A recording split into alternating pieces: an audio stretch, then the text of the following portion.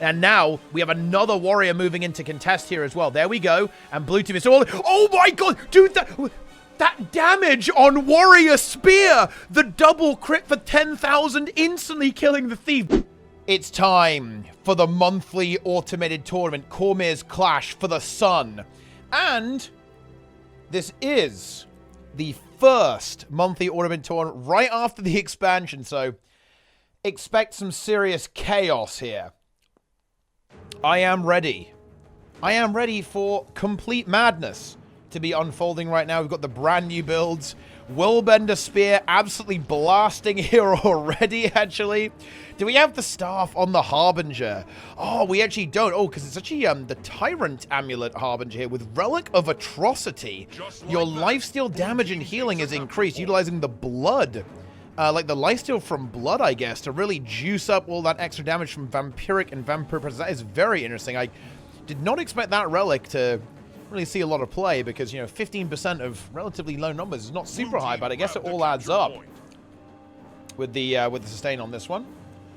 And then, of course, are we seeing the spear here coming through? Actually, oh, this is, you know, this actually might be a little bit interesting, actually, because players might opt to not use the spear because builds haven't been figured out yet, right? That this might be a situation where some players will go, oh, well, you know, I haven't figured out the right setup yet. I'm not used to the spear, so they may not go for it. We do actually have the spear being played on the support Mesmer here, though. And you know what? That actually makes quite a lot of sense to me because, of course, we have this evasion on Imaginary Inversion, a bit like Sword 2, but we also have mobility with Mental Collapse and some good CC at the same time. And, of course, we've got the lockdown with the Immobilize. That makes a lot of sense to me, actually, to see this kind of pop up there because it does do a good job of kind of being that weapon set. Of course, it's not quite as defensive as the shield.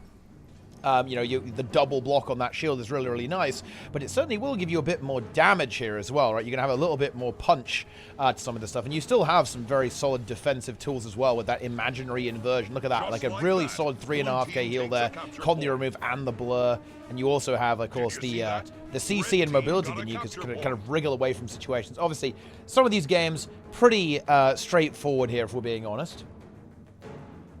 But let's go see who's playing. So this is kind of Enigma's team playing right now. Let's see who else is actually playing. We do have Misha. Ooh. Now, Misha could be interesting because I think he really wants to play Mesmer as a DPS. Oh, he is playing support though right now in this setup. Oh wow, we've got a team here. What is this team actually? We have Misha, we have Draza, we have Frey. Okay, Syndrina and Obindo in the mix. Okay, this is a roster, guys. This is not going to be... This is going to be a tough one to take down there. Misha going with Sword Torch on the support messenger. She's going for that stealth. So a different setup here. We have Draza. I think this will be a spear, right? Yeah, this is going to be a spear. Because spear on Warrior was actually very, very powerful. Like, this is already a build that Draza was experimenting with a lot in the beta. And now he's even got, like, the full roleplay here. Leonardras, right? Okay, in the mix here on the Spellbreaker. And, yeah, I think this was the preferred build. It does work on Berserker as well. Of course, we actually have it on the Spellbreaker here. Very powerful weapon, not only for the pressure that it can put out, but also the defensive utility, having that evade kind of baked into the kit is really, really powerful for Spellbreaker, and also does some good damage as well, especially with the improved tracking on the 5 ability. So yeah, not a surprise to see that actually pop up here as well. I think Frey is going to be playing, yeah, Frey is also playing a similar build. As we can see here, Draza more offensive. Looks like Frey is kind of playing more of a bunker build. Yeah, this is kind of like the bunker warrior setup there. Also using that spear and that staff. This really ramps up like the defensive potential of the warrior to kind of a crazy degree, right? Because we've got all these defenses, right? We've got the evade ability. Oh, they moved it, didn't they? Where's the... Oh, yeah, here's the evade. Yeah, spear swipe there as well. You've got the evade. And, of course, you also have some of that evasion on the F1 as well. And, of course, then you've got the staff with all the blocks and defenses there. This is kind of a bit of a monster, right? This is a giga bunker, if you think about it right now, guys. You've got, like, a mega bunkery build here available. Very capable of defending basically anything using the Defender Relic, the Dolyak Rune, and the Heretic Amulet. And this is that Heretic Amulet is key here because it gives you that healing power, which juices up your defense trait line quite significantly, which is super, super useful, and also gives you more barrier on your banner of defense and that regenerative healing as well. from just having regeneration. We've got the Deadeye, and yeah, I think we're not seeing Spear here from Sind here. Yeah, it's going to be kind of like the normal build. This is the Sword, Dagger, and Rifle build. And I think it's going to be the regular old Condi Reaper. Yeah, regular old Condi Reaper coming through here from Abindo on the Necromancer. So, yeah, this is going to be a tough team to beat. Let's see if there are any other teams. I assume that there must be a French team, right? Let's see if we can find where the French team is at right now. Let's see if we have anything going on.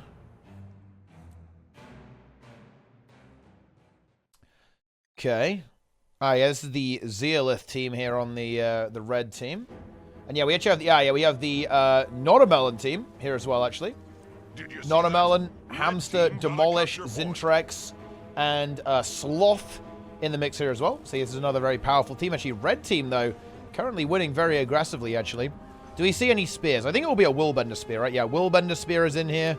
Yeah, no Necro spear, because, yeah, like, I could see it on the Power Harbinger, but on Reaper, I think you're going to be too squishy with that spear. You're going to need, you know, you kind of need to set for the more defensive weapon sets there. You can't really get away with Greatsword, for example, and Spear would kind of be in that similar situation. Chronomancer is the same. And yeah, then no, Condi Thief, and you'd need to play Condi on Thief, and that would require, I think, a lot of, a very different approach to the game compared to, like, the more power-oriented builds of right now. Yeah, we have Spears on these Warriors, though, as you can see. Very, very powerful. Ooh, interesting. Zintrex going with Relic of Rivers, actually, for that Alacrity uptime. Of course, a very powerful tool, especially on a build that's kind of relying on rotating through cooldowns to survive, because getting that Alacrity means you're going to be able to get your defensives back available, your blocks, your evades, and, of course, the immunity of the Defiant stance. That's really going to give you a bit more sticking power if you can consistently activate that Alacrity, which, of course, you can. You're going to be dodging a lot on this build, obviously. And we see the Energy Sigil as well that will be fueling that Relic of the Rivers to get that regeneration, to get that Alacrity uptime on this kind of bunker-oriented warrior build here. Pretty cool stuff. Pretty cool stuff indeed. Let's see if we have a close game that we can actually have a look at. Is there a close game that we can examine? Honestly, not really. A lot of these are fairly straightforward. Not terribly surprising for the first round. Like, I think blue team, if they could make some kind of epic comeback, that would be pretty cool. Let's see what we've got going on here. We actually have a relatively close game here, actually, but red team just got fully wiped. It's Garkoth's team, actually. I think he's not playing Spear, actually. That's kind of surprising. He actually DM'd me. He sent me a couple of screenshots of him, like, dominating in PvP with the Spear Willbender, but that's not going to be the choice here. Oh, this around sword with the Greatsword instead. Ooh, yeah, I mean, red team, I think they were kind of holding their own. Yeah, they were holding their own a little bit, but they just got completely wiped out, and it's continuing to happen here as the blue team continues to push. This is actually a very powerful team, by the way. We actually have, oh, wow, yeah, this is a good team. We have Floor, we have the Rotator, a.k.a. Fly, Riken here as well, Gornet on the Reaper, and then Mamaya's there on support Chrono. Gornet not playing the Scepter trait, actually, which is pretty interesting. Going with the Weakening Shroud for the weakness application instead.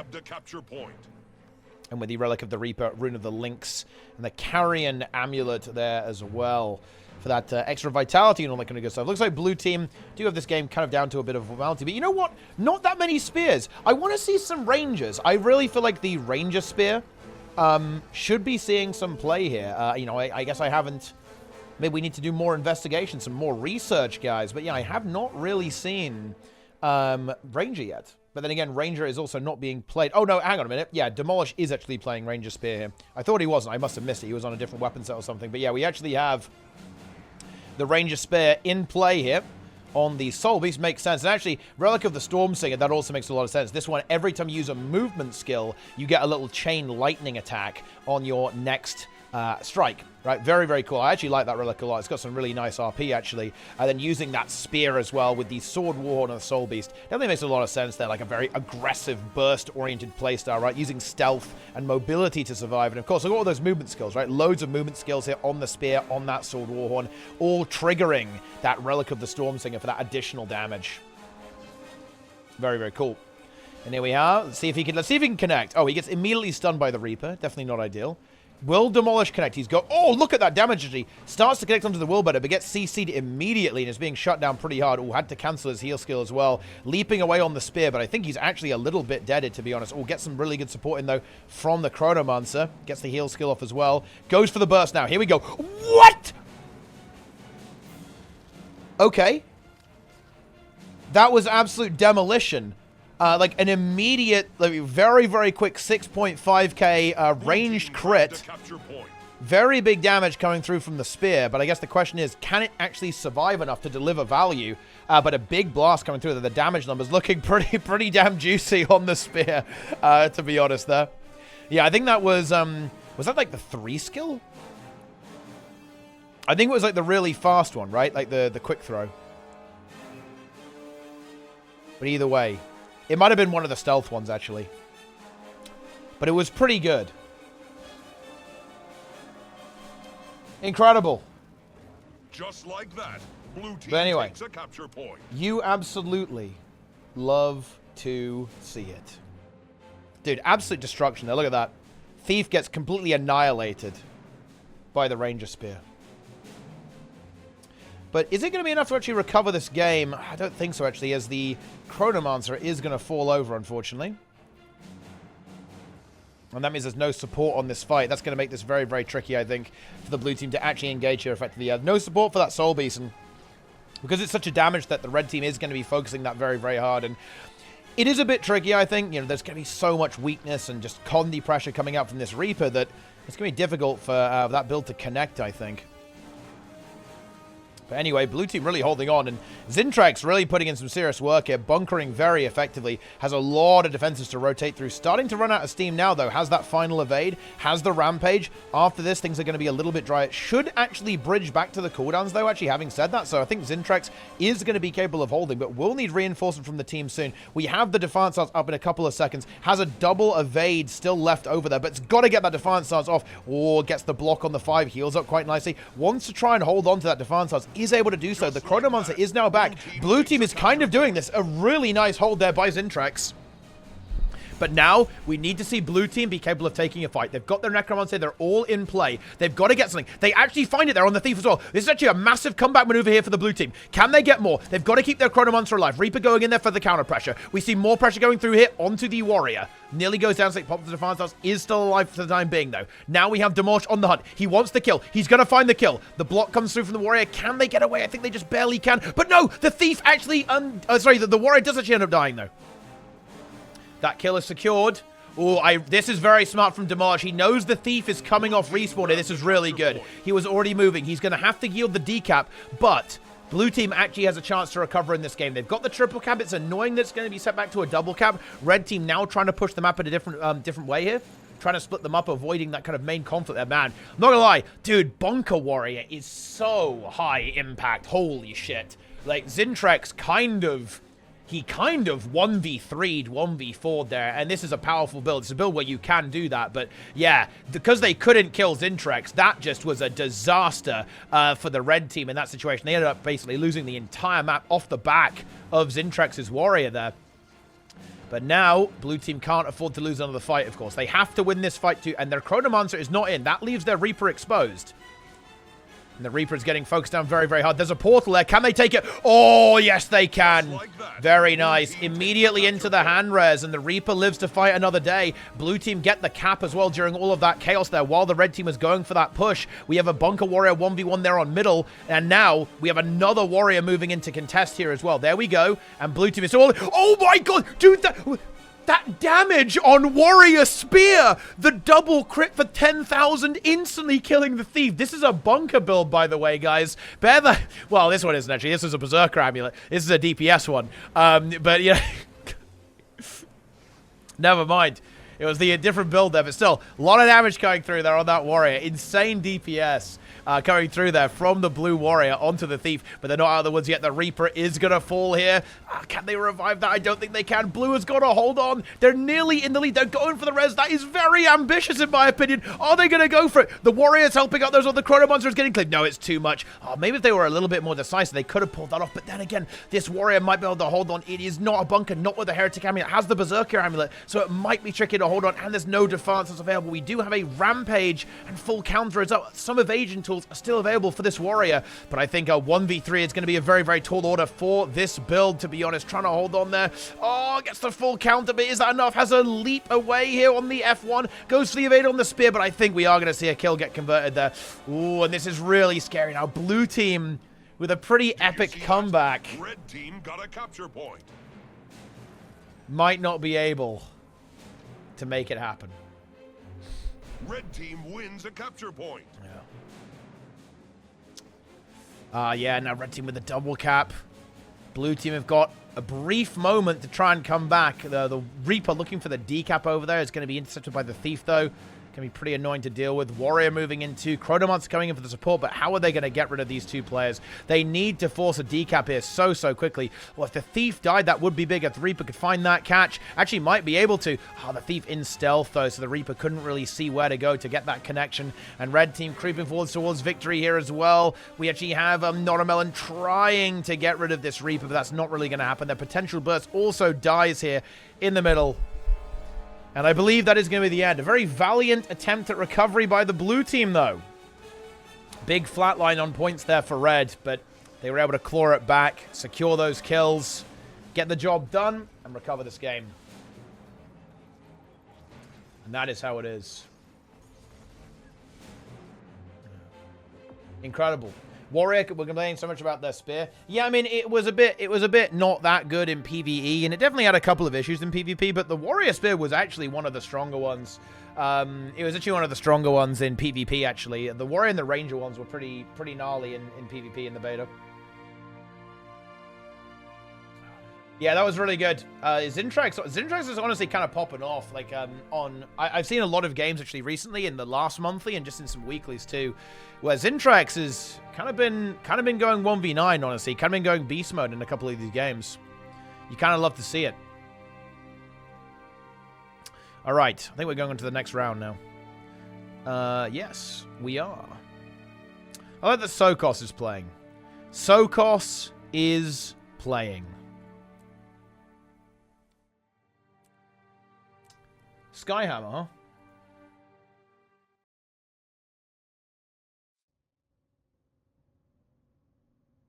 I don't think there's a full French team, though, this time, guys. I'm actually kind of disappointed. Where's Esprit? Where the fuck is Esprit, dude? Unless he's in. No, he's not even online. Dude, it's over. PvP is dead, man. Okay. And then we've got Enigma, Seacard, Ione, Maya, and whoever this guy is. Worms.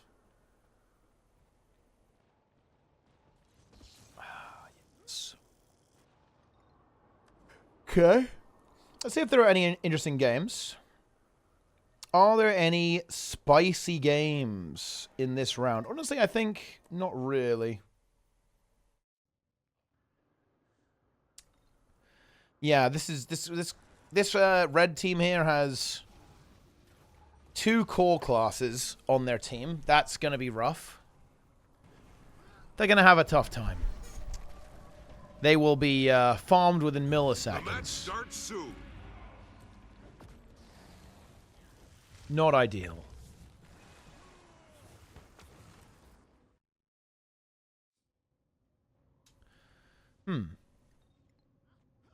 Interesting setup here as well. We actually have a double Willbender. Are we seeing any spears here? Any spears? No spear!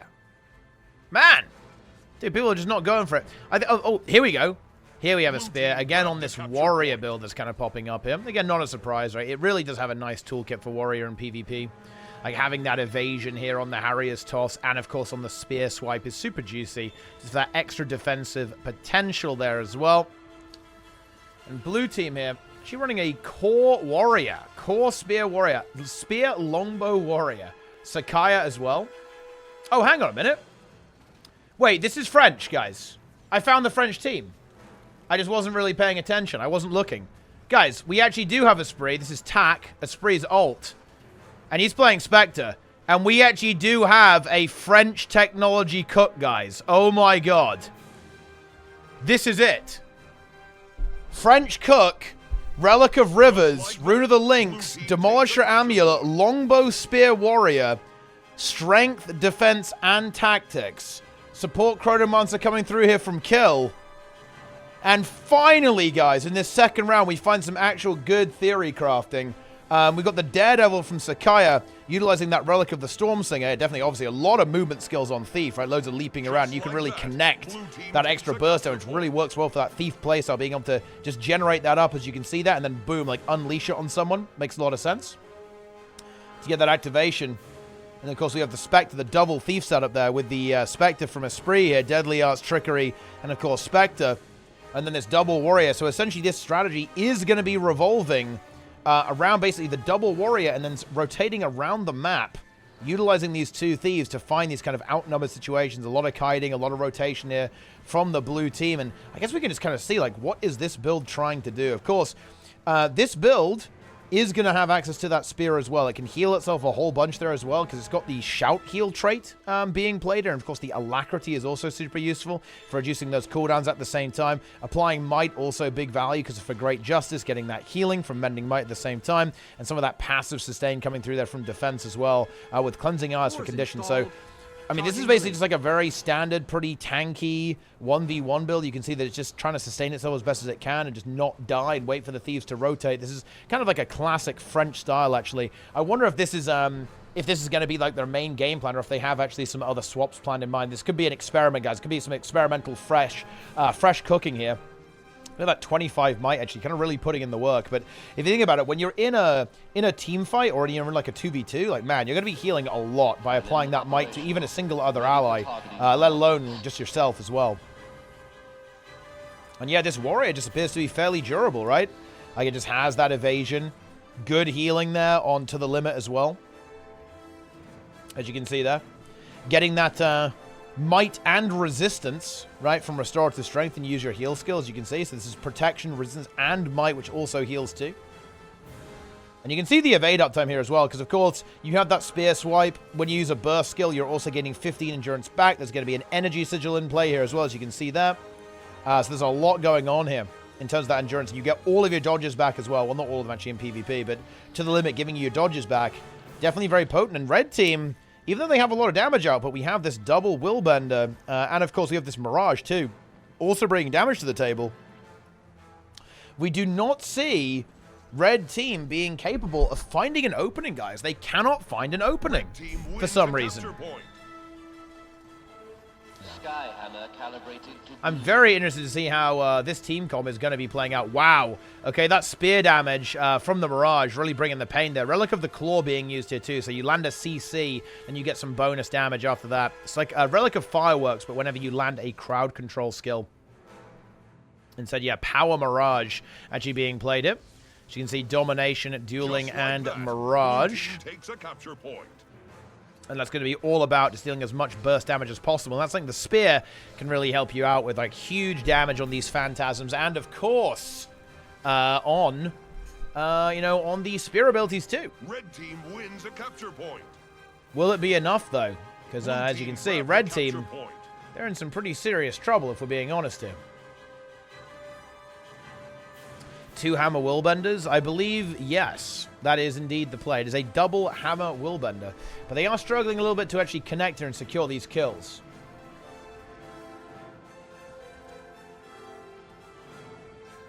Yeah. Let's see. And it's very weird to watch this game, actually, because I've been watching blue team lose a couple of players here and there, but it never seems to matter. Like, even when we have a couple of deaths coming through for blue, red are just not able to really make any progress on the map. They just get stalled out. And on, look, they're going to get this kill here, I think, here on the Warrior. But is red team really going to get a lot of value out of this? Let's see. Like they might be able to grab this node here, but there's 2 Thieves already rotating. There's a Chrono that can maybe stall a little bit as well. Actually, probably can't right now. Utilizing Torch in the offhand as well, actually, just to get that stealth, get that disengage. Yeah, they are going to have to give away middle, but they only get 1 kill. And again, blue team has secured point C as well. We have Azaz over there as well with the Thief there. Ooh, Thief does get a little bit caught there. Bonks into the wall from the, or rather the ring, actually, from the hammer on Guardian. But look at this Warrior, guys. They cannot kill this Warrior. They can't deal with it. They can't deal with the Warrior. It's too much almost. The sustain is just a little bit too much, and you can also see, like, having the Thief here is actually allowing the Warrior to sustain even harder. Like, applying that might is generating so much healing. Red team do get the Skyhammer. That's going to force Azaz off the point, at least temporarily, but they're not going to be able to get this, and they immediately turn around onto a kill on the Willbender. They're taking out Space Gliding, and all of a sudden, red team, they're not in a comfortable position here whatsoever. Portal is actually open right now as well. Wait, who is playing Portal? It's actually Portal's being played right now by Kill, in fact. We have some real crazy theorycraft actually coming through here from the French, activating that Portal to rotate players around, moving the Warriors. Warrior has now been moved to middle, I believe. And again, whoa! Whoa! That Spear Marshal support dude was absolutely slapping right there. Insane damage coming out from this core warrior build. Oh, a big banish, maybe looking to deny this kill though, but in comes the thief, and there's the poison, and there is the cleave as well, especially with the Mesmer helping out with some additional CC and a couple of boons there as well for even more damage output. And I mean, this looks hopeless for Red. I mean, Red just are not getting anything done. Blue team is, they're bouncing off blue team. Wow.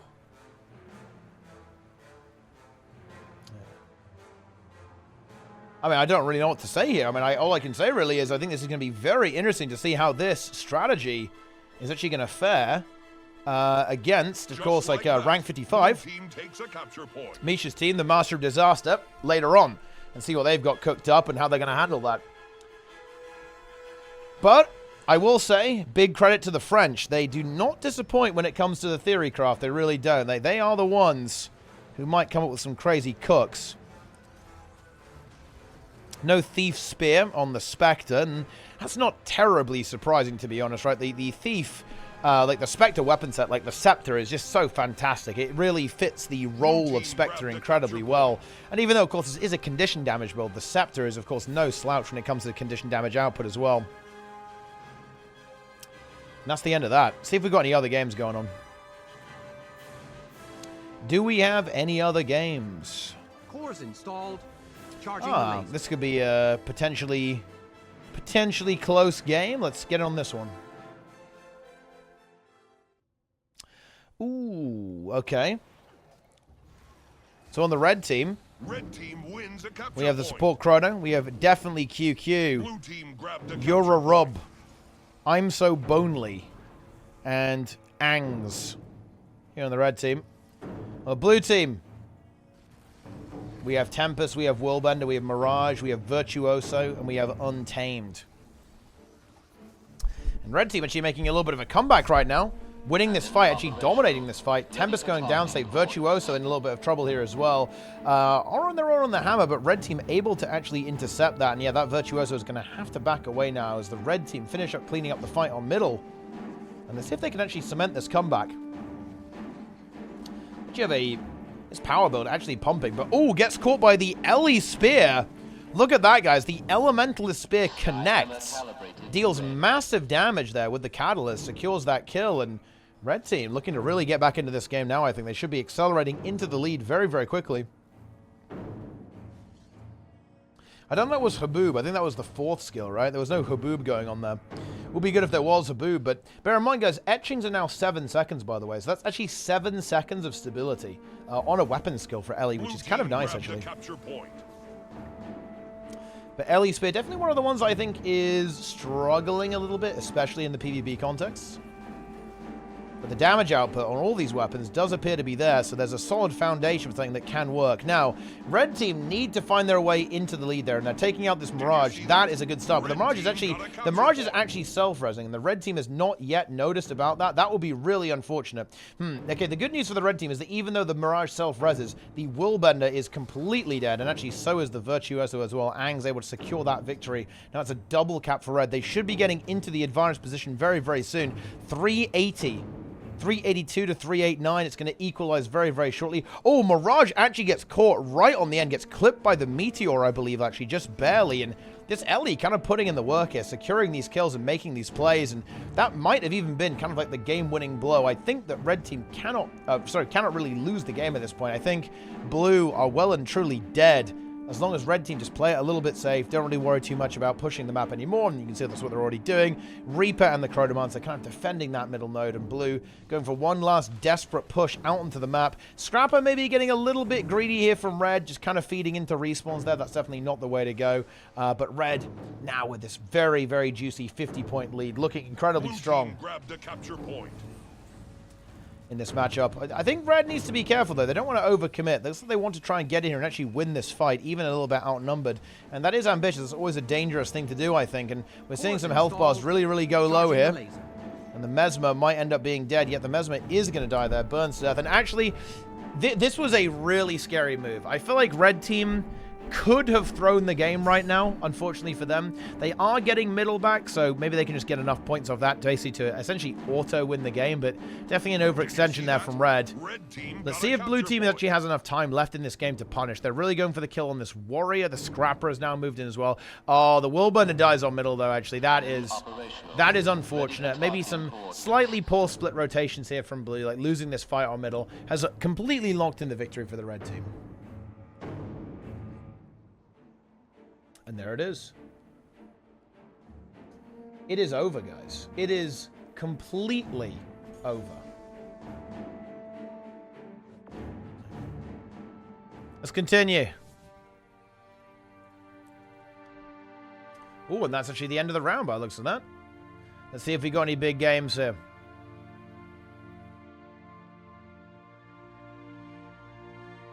Ah, Master of Disaster versus Corsair. Could be an interesting match.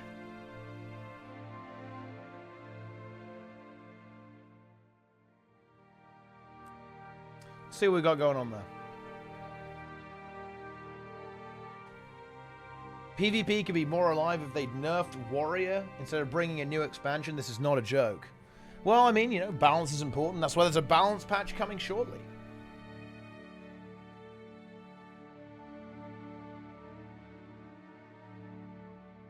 Prepare yourself.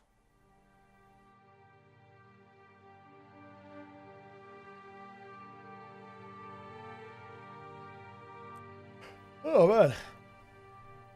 Dentka. Pepe Dent. Can everyone spectate the games? No, only special people ArenaNet partners can. Enigma versus Frenchies. Ah, okay, yeah. I wasn't sure, because I think Azuz is playing on a different account. So I have no fucking idea who everyone is. Can we please just not change accounts every 2 seconds? And take a look at this, guys. Over here on the Red Team, Sokos. One of the most legendary players in all of Guild Wars 2 history. Death Magic, Curses, Reaper. Carrying Amulet, Rune of the Necromancer, Rune of the Relic of the Demon Queen. Staff and then Pistol Torch. Sokos. Known as a leech. The match starts soon. A leecher, if you will. Let's get into the game. The game is not starting. We cannot get in.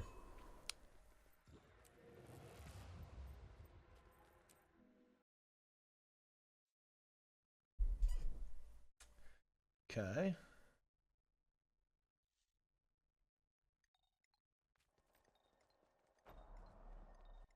Hold on to your Stop watching this. Seize Why theirs. can't I watch it, Sokos? Why can't I watch that game? Maybe you'll win. Alright, let's get into this one. Alright then, so on the Red Team, it's going to be Enigma with the Spear Support Chrono. Let's see how that's going to survive against their opponents. Mental Collapse. Mental Boom, guys. It is here. It is here. It's kind of nice to have the guaranteed crit, too. Avatar Amulet, of course, does have precision as well, but it will get your crit all the way up to 100% there on that Spear 2. C-Code. Playing Tyrant Amulet with the Scepter, Sword, and then Staff. So kind of like a hybrid damage build, right? Like power, precision, toughness, and the quantity damage there as well. Very powerful. We actually have that Core Warrior. We've seen that played by the French. That's now also being played by Ernie. And then Maya.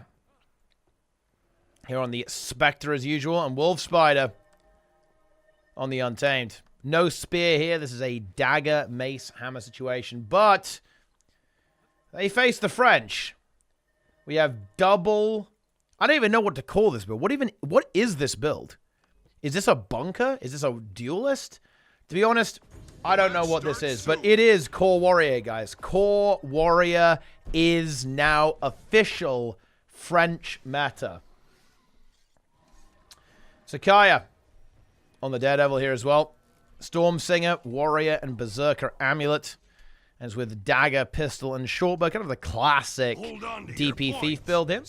Utilizing Impact Strike is fun too. Look at that, guys. Impact Strike to go for the instant stomp as well.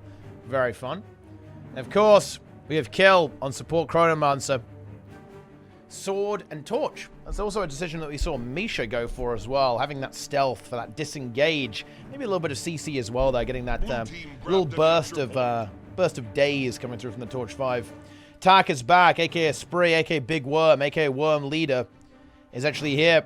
Deadly Arts, Trickery, Inspector, and Az's. Wait. No, this is not Az. This is clearly Goku. Why are they doing this, guys? Okay, why are they deliberately confusing me? This is, in fact, this is Az on this account, and Goku is playing on Az's Reborn. Love to see that. But yeah, French worms are here, guys. Now, I'm actually very interested to see how this will actually play out there, because Red Team is definitely a very powerful roster. Will this new French technology actually end up working out? So let's see what happens here. And I'm curious what the plan from Blue actually is. I think it's going to be quite difficult for them to directly fight the Red Team, right? Like the Red Team having that Necromancer, having the Untamed in these fights, it's going to be a little bit scary for Blue. But the question is, will the Blue Team be able to kind of get the setup that they want, right? Like, because they're looking for this setup. We saw it on the Skyhammer. They want to have these warriors in these 1v1s, like handling these 1v2s, these smaller skirmishes. And that's honestly very, very typical, right? That is what the French team really likes to do. They love the rotation. They love the small fights. They don't really want to do the big team fights. They want to be playing the side nodes. They want to be rotating. Blue team grabbed a capture point. And here we actually have one warrior kind of being repelled. It's basically warrior versus warrior. I imagine that's probably a matchup that doesn't really resolve that much, to be honest. A lot of sustain there on both sides. But Blue now picking up the side nodes as well. Both Thieves kind of converging over here to try and get this done. Support Chrono moving in to help these Thieves kind of survive and probably also help standing on point there as well. But oh, actually, this Chronomancer is not having the best of time. Tries to go for the reset, is able to get it. Gets some nice stealth there from the Thief. Able to drop down the Time Warp as well. Can Blue take this fight? That's a pretty good question. Now we do have the Warrior and the other Thief rotating in, so these things start to become a little bit more playable, but the entirety of the Blue Team is here, so they actually have a 5v4 scenario. Now, what the Red Warrior could do here is just go for the decap and put some pressure on the map, and it looks like that might be what they're actually thinking about doing. No, they're just going to run around and get into the fight, but it is actually going to be a little bit too late. An outnumber is very powerful, and will that be a confirmed kill? Ooh, good revive discipline there by Red. Blue could not really get up there to actually connect their damage onto the downside, and now we have the Deadeye and the Spectre also falling as well. That definitely was a little bit concerning, because bear in mind, guys, that essentially was a very, very rough fight, and of course, we did have Blue Team outnumbering a little bit there for that fight. They just do not really have the muscle in these team fights, I think, utilizing the strategy that they have gone for here. And now they're going to pay the price for that.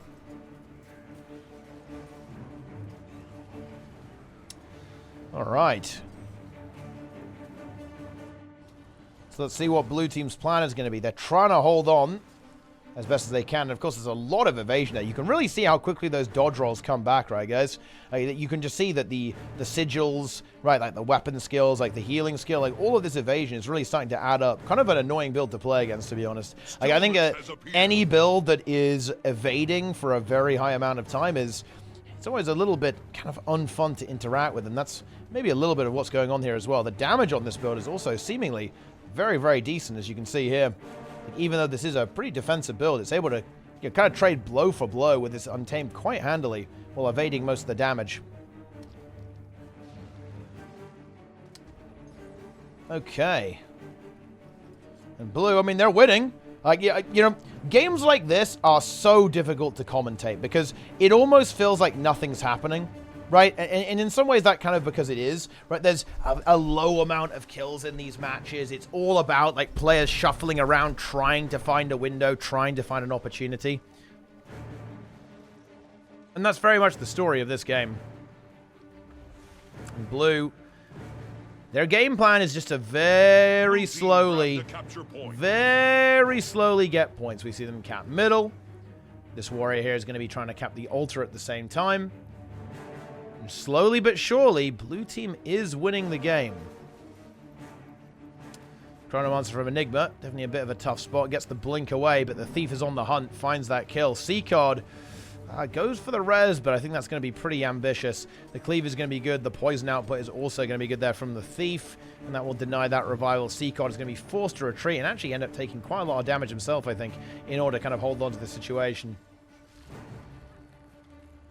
And red, they've kind of stalled.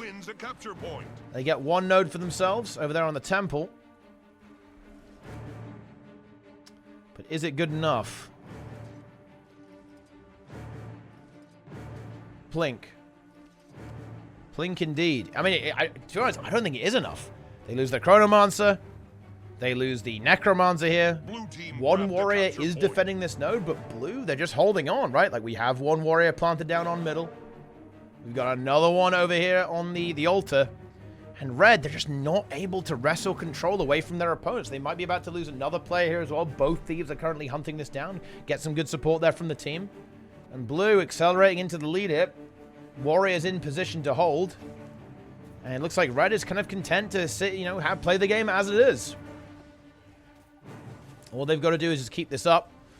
Core Warrior is going to be in a bit of a rough spot, though, but the blue team does arrive, actually, to try and help out with that. And actually, it suddenly turns around, and now Wolf Spider is the one who's in a little bit of trouble. Ooh, the focus onto that Core Warrior is absolutely massive.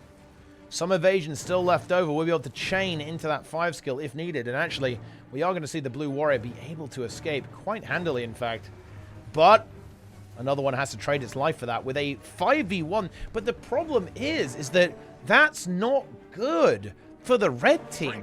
They committed all 5 players to that, and they're able to rotate to Tranquility quite quickly. That's nice, but again, they completely left the door open for Tack to get on over here and fully capture this node for the blue team. And even though, yeah, it's nice to kill one of those warriors, that warrior is already back, and you only traded it for a single node, and you lost one of your own as well. So, yeah, this is pretty rough, if you ask me, guys, here for red. Like, they are kind of scrambling to find some opportunity, like some weakness in their opponent's play, and even when they find a kill, they're only getting like 1, maybe 2 at the same time, so it's not enough so far. Tack is back, originally driven away, or eventually driven away, rather. Some good kiting, actually, there from Esprit. Get stealth up, we're able to re-heal quite nicely, actually, before moving on to his kind of next objective. Red team were able to neutralize quite nicely.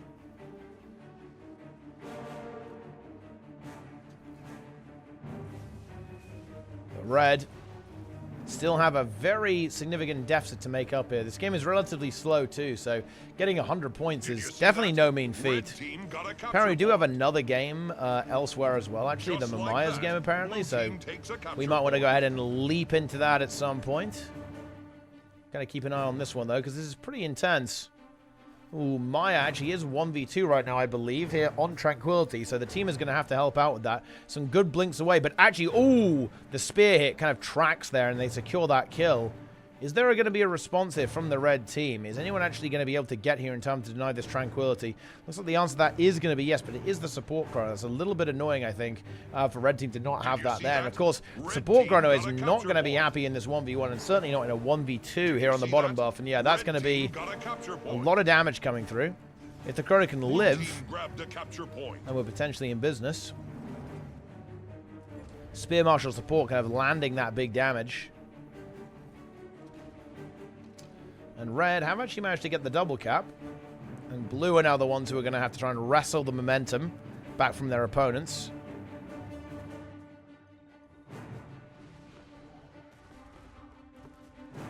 Okay. Okay, apparently it's really close. Fine. Look. Let's have a look. Let's see what's going on, shall we? It is actually very close. It is indeed. Very, very close indeed. Whoa, dude! Wait, Nemesis. Holy shit. I have not seen this guy playing for ages, actually. What the hell? Wait, and Destfire. What? Wait, and Luna. Yo!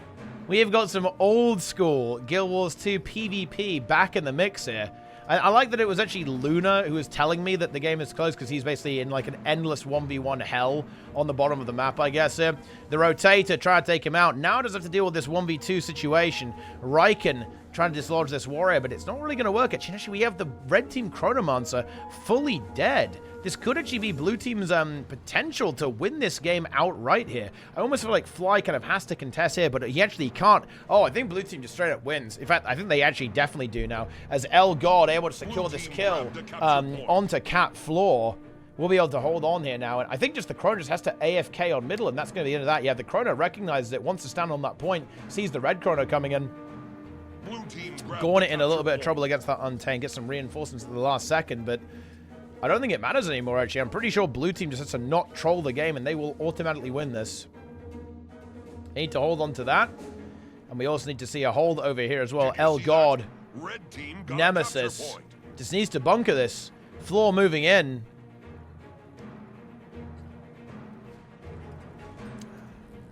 And that is going to pretty much do this game, I think. Like, the Weaver should be able to hold, I think, quite nicely. Even in the 1v2. I think if you're the Weaver, you just fully go for it. You just full commit here. You just go for that 1v2. Do not concede the node. And honestly, maybe even die on that node. Oh, it is going to get conceded now, so maybe playing a little bit safe. You know, I definitely get that, though, especially seeing as Tranquility is available. But, again, Tranquility's not really under any real threat there. We have the support Chrono. We also have that Bunker Warrior coming through there at the same time. Decap on middle does come through. Blue team not doing the best job of kind of holding on to that, that's for sure. We see the Thief actually grabbing that double cap there, potential there from, of course, the Stillness, but they do actually need a node of their own now, and they should be able to find that here, actually, as we do have a very brutal gank there onto Gauntlet. Yeah, Gauntlet, definitely not a class you want a side node on, right? You do not want to be side noding on Necromancer, that's for sure, especially when there's a Deadeye roaming about the place there. The Rotator is also trying to get that revival, not able to do so.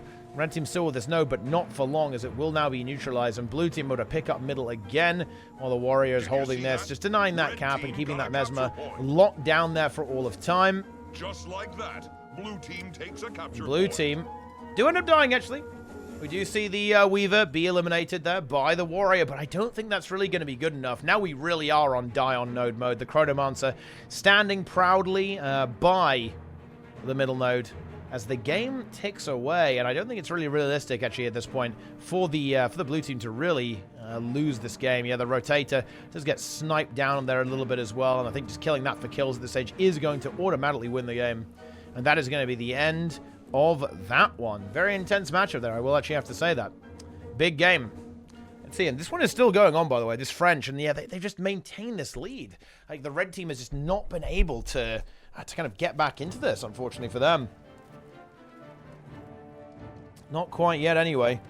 Yeah, another kill now being secured against the red team. Tak is back, getting that cap, and yeah, I think this actually is going to be over there. Blue team, yeah, blue team have got this. Unless we see a really sneaky Tranquility from red, and they're able to completely invert this. That's what it would take, guys. That's what they need. That is what they need.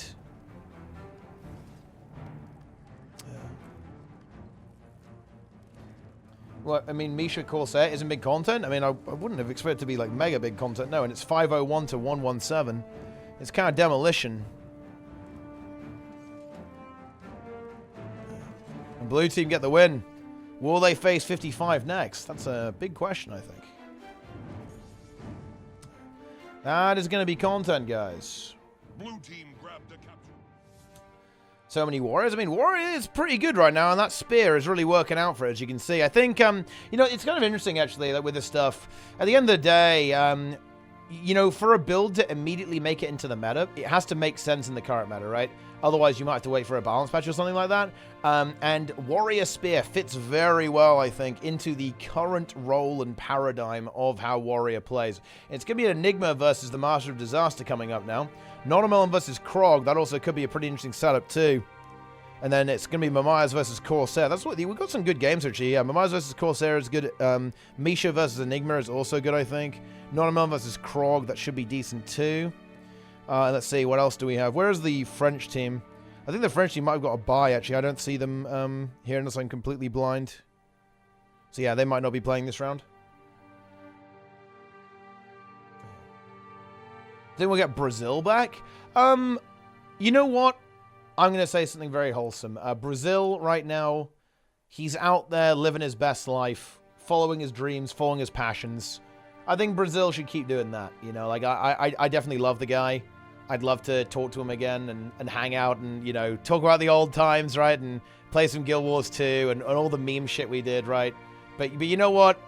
You know, that time in his life is over, right? And you know, we shouldn't be sad about that. We should celebrate the fact that it happened, right? You know, I think he was an awesome addition to the Guild Wars 2 community, and you know, he's moved on now, right? You know, that and that's okay. You know, he's moved on from content creation. He's just doing his thing. Well, I think Kiba is Kiba's streaming NA, by the way, guys, so you can definitely check that out. I've got that up on my other monitor right now. Is Roy still playing? I actually don't know if he's playing right now. I don't know.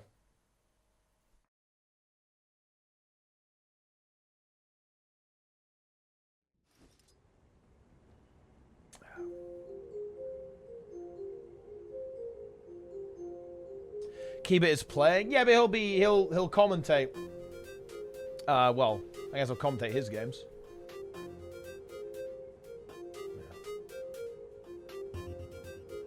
Yes.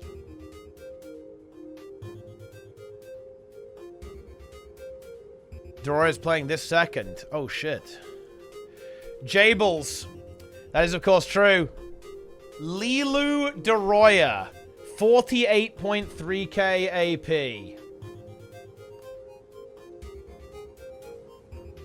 All right, let's get down to business and leap into the next game. I kind of want to try...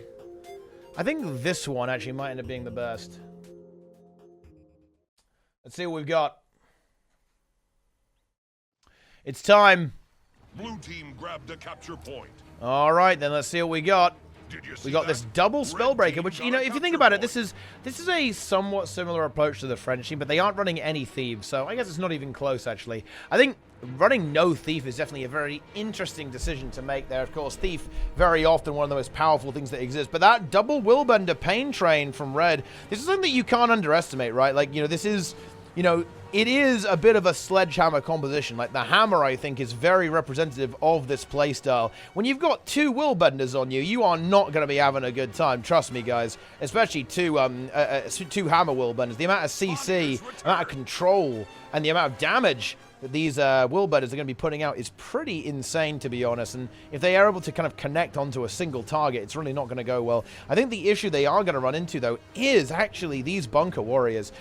These warriors are going to be so difficult to deal with for a lot of these burst-oriented builds because they're just going to sustain through it. They're going to be able to get those evades. They're going to be able to avoid all the attacks, absorb that damage, and just slow down the Zerg push from the red team. Blue team takes a capture point. And that's kind of what happens there. Like, even though the Untamed, which is definitely going to be the main target here, I think, or rather the Solby, sorry, is going to be the main target that red team's going to try to take out. Like, even if it dies, like, how are they ever going to be able to deal with, like, these warriors at the same time? Yeah, these warriors, man, like, Warrior is pretty insane right now, to be honest, in terms of that sustain, that ability to live. And, you know, because the spear does decent damage too, actually. It's a scary build. Like, you know, I think we are seeing, I think maybe one of them is Zerka. Yeah, Zintrex is Zerka, and I believe, wait, no. God damn it, I misread. Nonamelon is actually going to be Zerka. And I think, oh no, they're both Zerka, actually. So they're both kind of more aggressive builds. A bit more damage rather than the Bunker Warrior. But still very tanky, though, honestly, right? Like, they're running essentially the Bunker setup, right, with Defiant Stance. And they're just, like, without the Last Stand trait. And Cleansing Ire. Resilient Roll. And then Cull the Weak. So, kind of a bit of a hybrid approach there. But yeah, it is that evasion, guys. Like, that's the big thing, right? Like, think about these builds. You've got, of course, full counter. You've got Rampage for damage reduction. You have the block on Star 5. And then you have the evade on the burst skill on Spear. And here's of course, guys, you've got to think about the full counter interaction. If you land a full counter, that will immediately refresh your burst. So you can go into another evasion on Harrier's Toss. And then, of course, when you combine that, of course, with the evasion on Spear itself with the 5th skill, all of a sudden you have a very, very powerful kit where you're able to just rotate through these defensives very, very efficiently. And I think this has kind of blunted the aggression a little bit of the red team. They're having a little bit of difficulty being able to find these kills. They do manage to get Nonamelon, which is obviously really, really good, but red team is almost zerging a little bit. Like, that is kind of a little bit what their comp does, though. They've got basically like 3 roaming DPS builds in a lot of ways. With the Mirage ship, And also the double Willbender at the same time.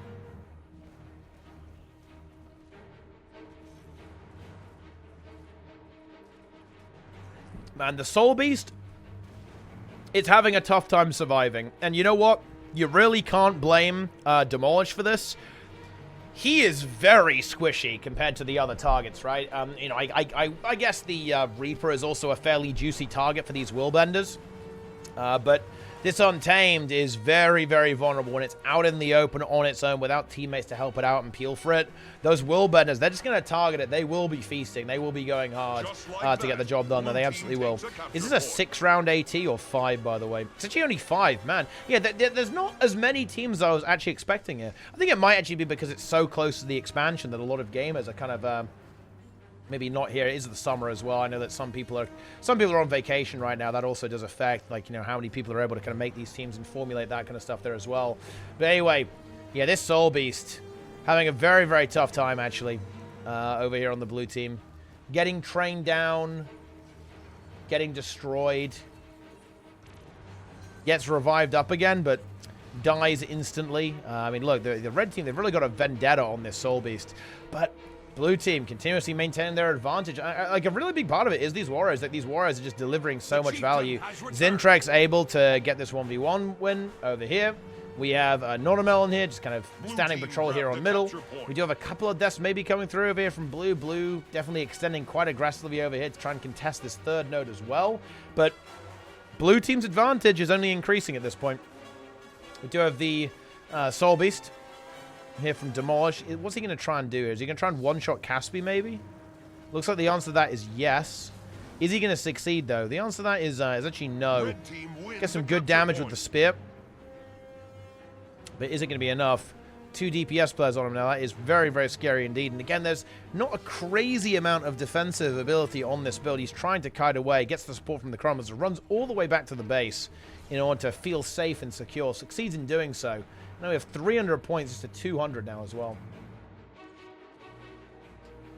And Zintrex.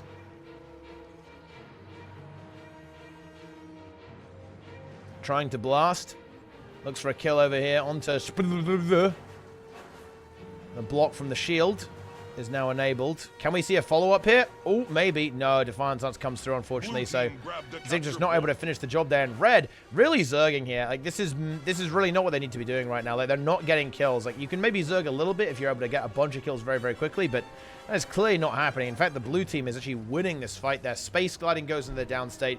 That's going to get revived. Maybe does get revived, which is definitely nice, but of course, this is still not a particularly good fight for the red team right now. They try to turn it around to the Reaper.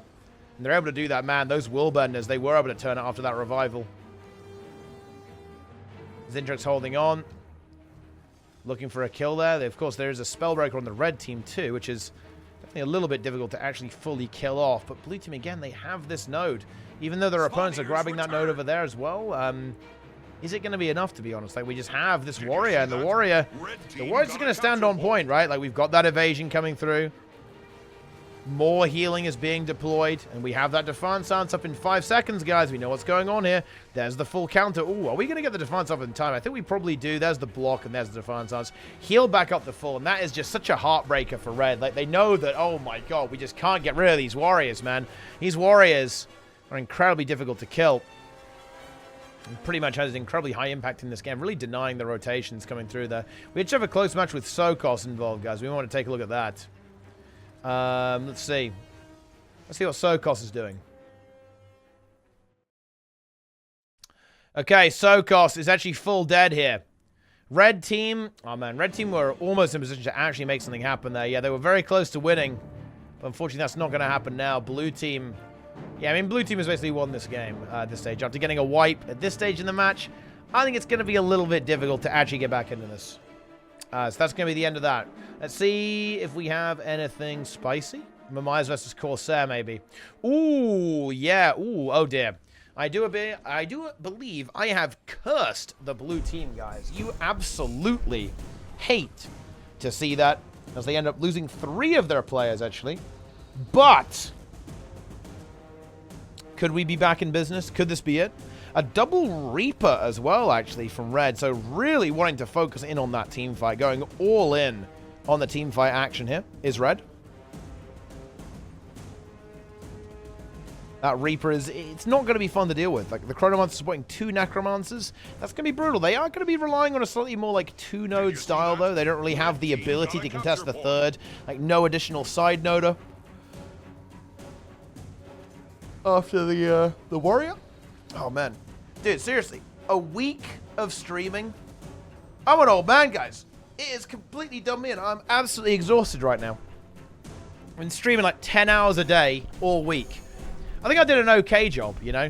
I've had kind of trouble keeping my sleep consistent. That's where my problem's been. Like, towards the end of this week now, you know, because, man, it was a little bit tough to stay fresh, you know. Because, I really want to log in. You know, I want to be able to log in after this, but I am absolutely drained. We're gonna muscle through it, guys. We're gonna make it happen. But anyway, I think Red Team have just kind of taken control of this matchup right now. They have lost their Chronomons. They have lost their player. Blue team grabbed a capture point.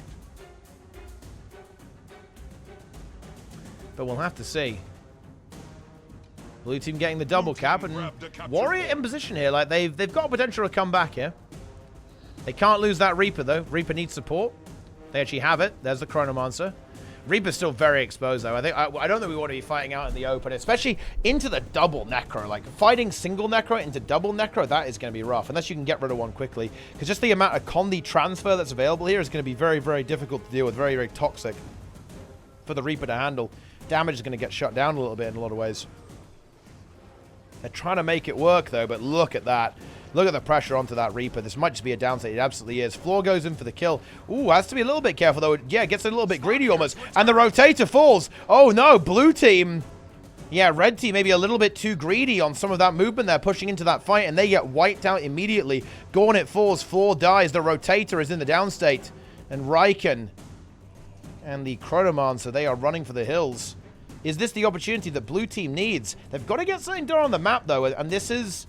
I mean, they're trying to. They're getting the cap here, but they don't feel confident to extend to that 3rd node just yet. Now they're moving in. The Willbender and a Thief going in to deal with this Reaper. And this Reaper is exposed, actually. If this kill goes through, that could actually be potentially game-ending, or at least game-swinging. Is this Necro going to survive there? Goes for the portal, actually gets it. Very nice coordination between these two teams. Gauntlet is now back in action as well. And now this is where blue team has to really pick their fight correctly. Pretty much the entire game is going to hinge on this next encounter. Whoever wins here is actually very favored to win the game. And, oh, this is not a good start for blue, actually, as their Willbender is immediately destroyed. And that is the end of that. Now, blue has to figure out if they need to turn this or disengage. They're going to go for a turn. They want this kill. They have to get it. And conversely, red team really want to get that revive. Oh, but they get a counter kill as well. That Reaper just getting bullied by all of the pressure. And there's the stomp as well. Blue still holding a double cap, though, and the Willbender moves in to try and intercept. Red Thief has snuck by to go for that decap. That's going to force the Warrior to rotate over here, which is super, super annoying. And that, of course, leaves mid open for these red team players to actually push directly into that. Blue so close to making their comeback. Are they going to be able to get it done? They're desperately trying to hold off here, not allowing their opponents to get that cap there as well. Of course, middle is now being neutralized, but that is going to be a trade straight up, of course, for blue team grabbing the mine too. And this is where it's all going to come down. Now, blue team are fighting on their spawn, so they theoretically have a bit of an advantage, but nah, the DPS onto this Reaper is maybe a little bit too much. Trying to heal as much as they possibly can. Gets the elite shout off. Doesn't really connect with anything. 3k health. Chronomancer healing is good. And actually, Riken is down. Real razor edge game here, actually. If Gauntlet falls too, things can really get scary. Oh, massive CC onto Gauntlet, actually. He's really not in having a good time there. The Chronomancer goes in for that support. And blue really fighting for their lives there, man. This node is such a lifeline for blue, actually. This Warrior being super, super annoying. And red team, they actually are in trouble now. Blue team is about to complete their comeback. Riken about to fall. If this Chronomancer dies, ooh, a massive 7.3k backstab, actually. Secures the kill onto the support Chronomancer. And now blue with a double cap. They are going to make themselves, they're going to make their way into the lead there. But yeah, that was like the big thing. That was a big overextension from red team there. That respawn, right? Like blue team able to die and then come back into the fight instantaneously. Absolutely huge. And that might have actually sealed the deal now, as the Rotator Can't really do much right now. Blue team is just looking to defend the henge. They are going to be making a push now onto the blue warrior over here, but we do have some reinforcements now moving in for the blue team. This warrior does not have to hold forever. Rampage is still available, and we do actually have the full counter available too, alongside the spear evasion. Here we go, spear evasion. Probably into another full counter at some point, but the damage is absolutely massive. The warrior wants to hold, gets back onto that node, and now it's 463 points for blue, and all they've got to do is die on node at this point. Thief versus Thief is going to be a little bit annoying to hold that node there, but again, I think this actually is just a die on node situation. I want to see blue team try and contest this. They want to hold that as long as they possibly can. They do actually end up giving the decal because of some stealth, but it does not matter, as we have blue team winning the fight on the other side of the map, picking up kill after kill after kill, and now all they need is one node. What a comeback, gamers. What a comeback. That was pretty good, actually. Wow. Man, Enigma versus Master of Disaster was rough. The Master of Disaster can't be stopped. Look, I think if anyone's going to be taking down 55, Misha, the Master of Disaster, it's going to have to be the French. I think only the French can contest this. And do we see French into 55? We do. We do see French into 55. This could be the most telling game in the tournament. Confidence goes on point. Hey, I'm really glad you're enjoying.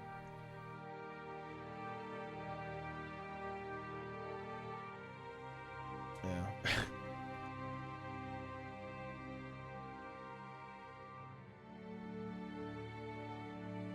Nice. Oh, dude. The tiredness has really hit me, man.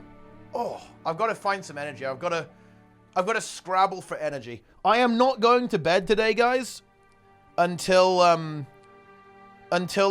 level 80, okay? On my fucking blood DK. No sleep until 80, bro. I've got to dig deep and find the energy.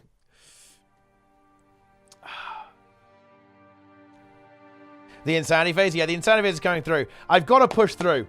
I've got to push through, guys, so I can go to bed at the right time. Because right now it's only 9. I need to stay up for like another 4 or 5 hours.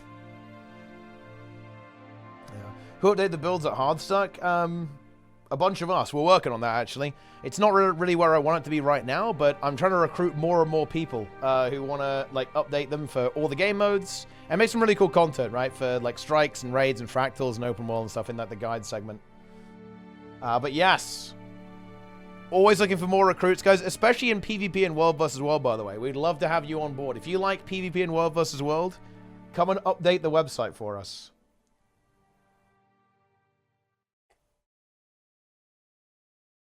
But definitely for PvE too. Send me a message on Discord if you want to get involved and be a gamer. Be a big juicer. Yes. All right. It's a good one. We love to see it. All right, let's get into the game. See what it's going to be. Can the French, with their very unusual core warrior theory craft, will they be able to kind of make it happen? Let's find out.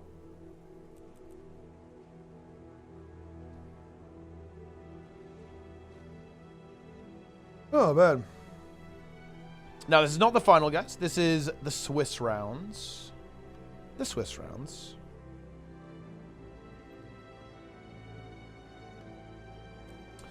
Colosseum, good map, actually. A good one.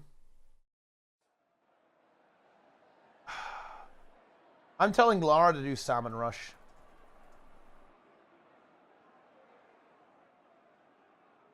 There we go. Okay. So let's see what we got here, guys. On the red team, it's going to be Misha, also known as the Master of Disaster. Support Chronomancer, sword shield with the rifle. Boom. Leonardras, Draza, a.k.a. Dra. Definitely the same person. Here on the Spellbreaker. With the Relic of the Midnight King, Rune of the Scrapper, Berserker Amulet. Defense, Discipline, and Spellbreaker. Similar build here once again, but again, more of a kind of bunker-oriented build, using that Heretic Amulet, Relic of the Defender, the Dolyak, with, of course, that juicy Defiant stance being used there with Banner of Defense, Shake It Off, Balance Us, and Rampage. It's Frey on the Spellbreaker. Syndrana, Time Fate Karma, role player, here on Deadeye. Ready to pump. Relic of the Unseen Invasion, Rune of the Scholar, and the Marauder Amulet. Of course, a Bindo, Golem Slayer. On Reaper, Death Magic, Curses, and Reaper. My Scythe, it thirsts. Here he is, full shouts. And of course, in the blue team, it's French Worms. We have Azaz, aka the Dark Worm, I believe. Sakaya, not a worm, I guess honorary worm. We, of course, this is Kill, the Kill Worm. Tak, aka Spree, also known as the Big Worm, also Worm's leader. And Goku, the famous worm. And here we go. It's going to be a big one. This is going to be a really, really, really big one. It's time.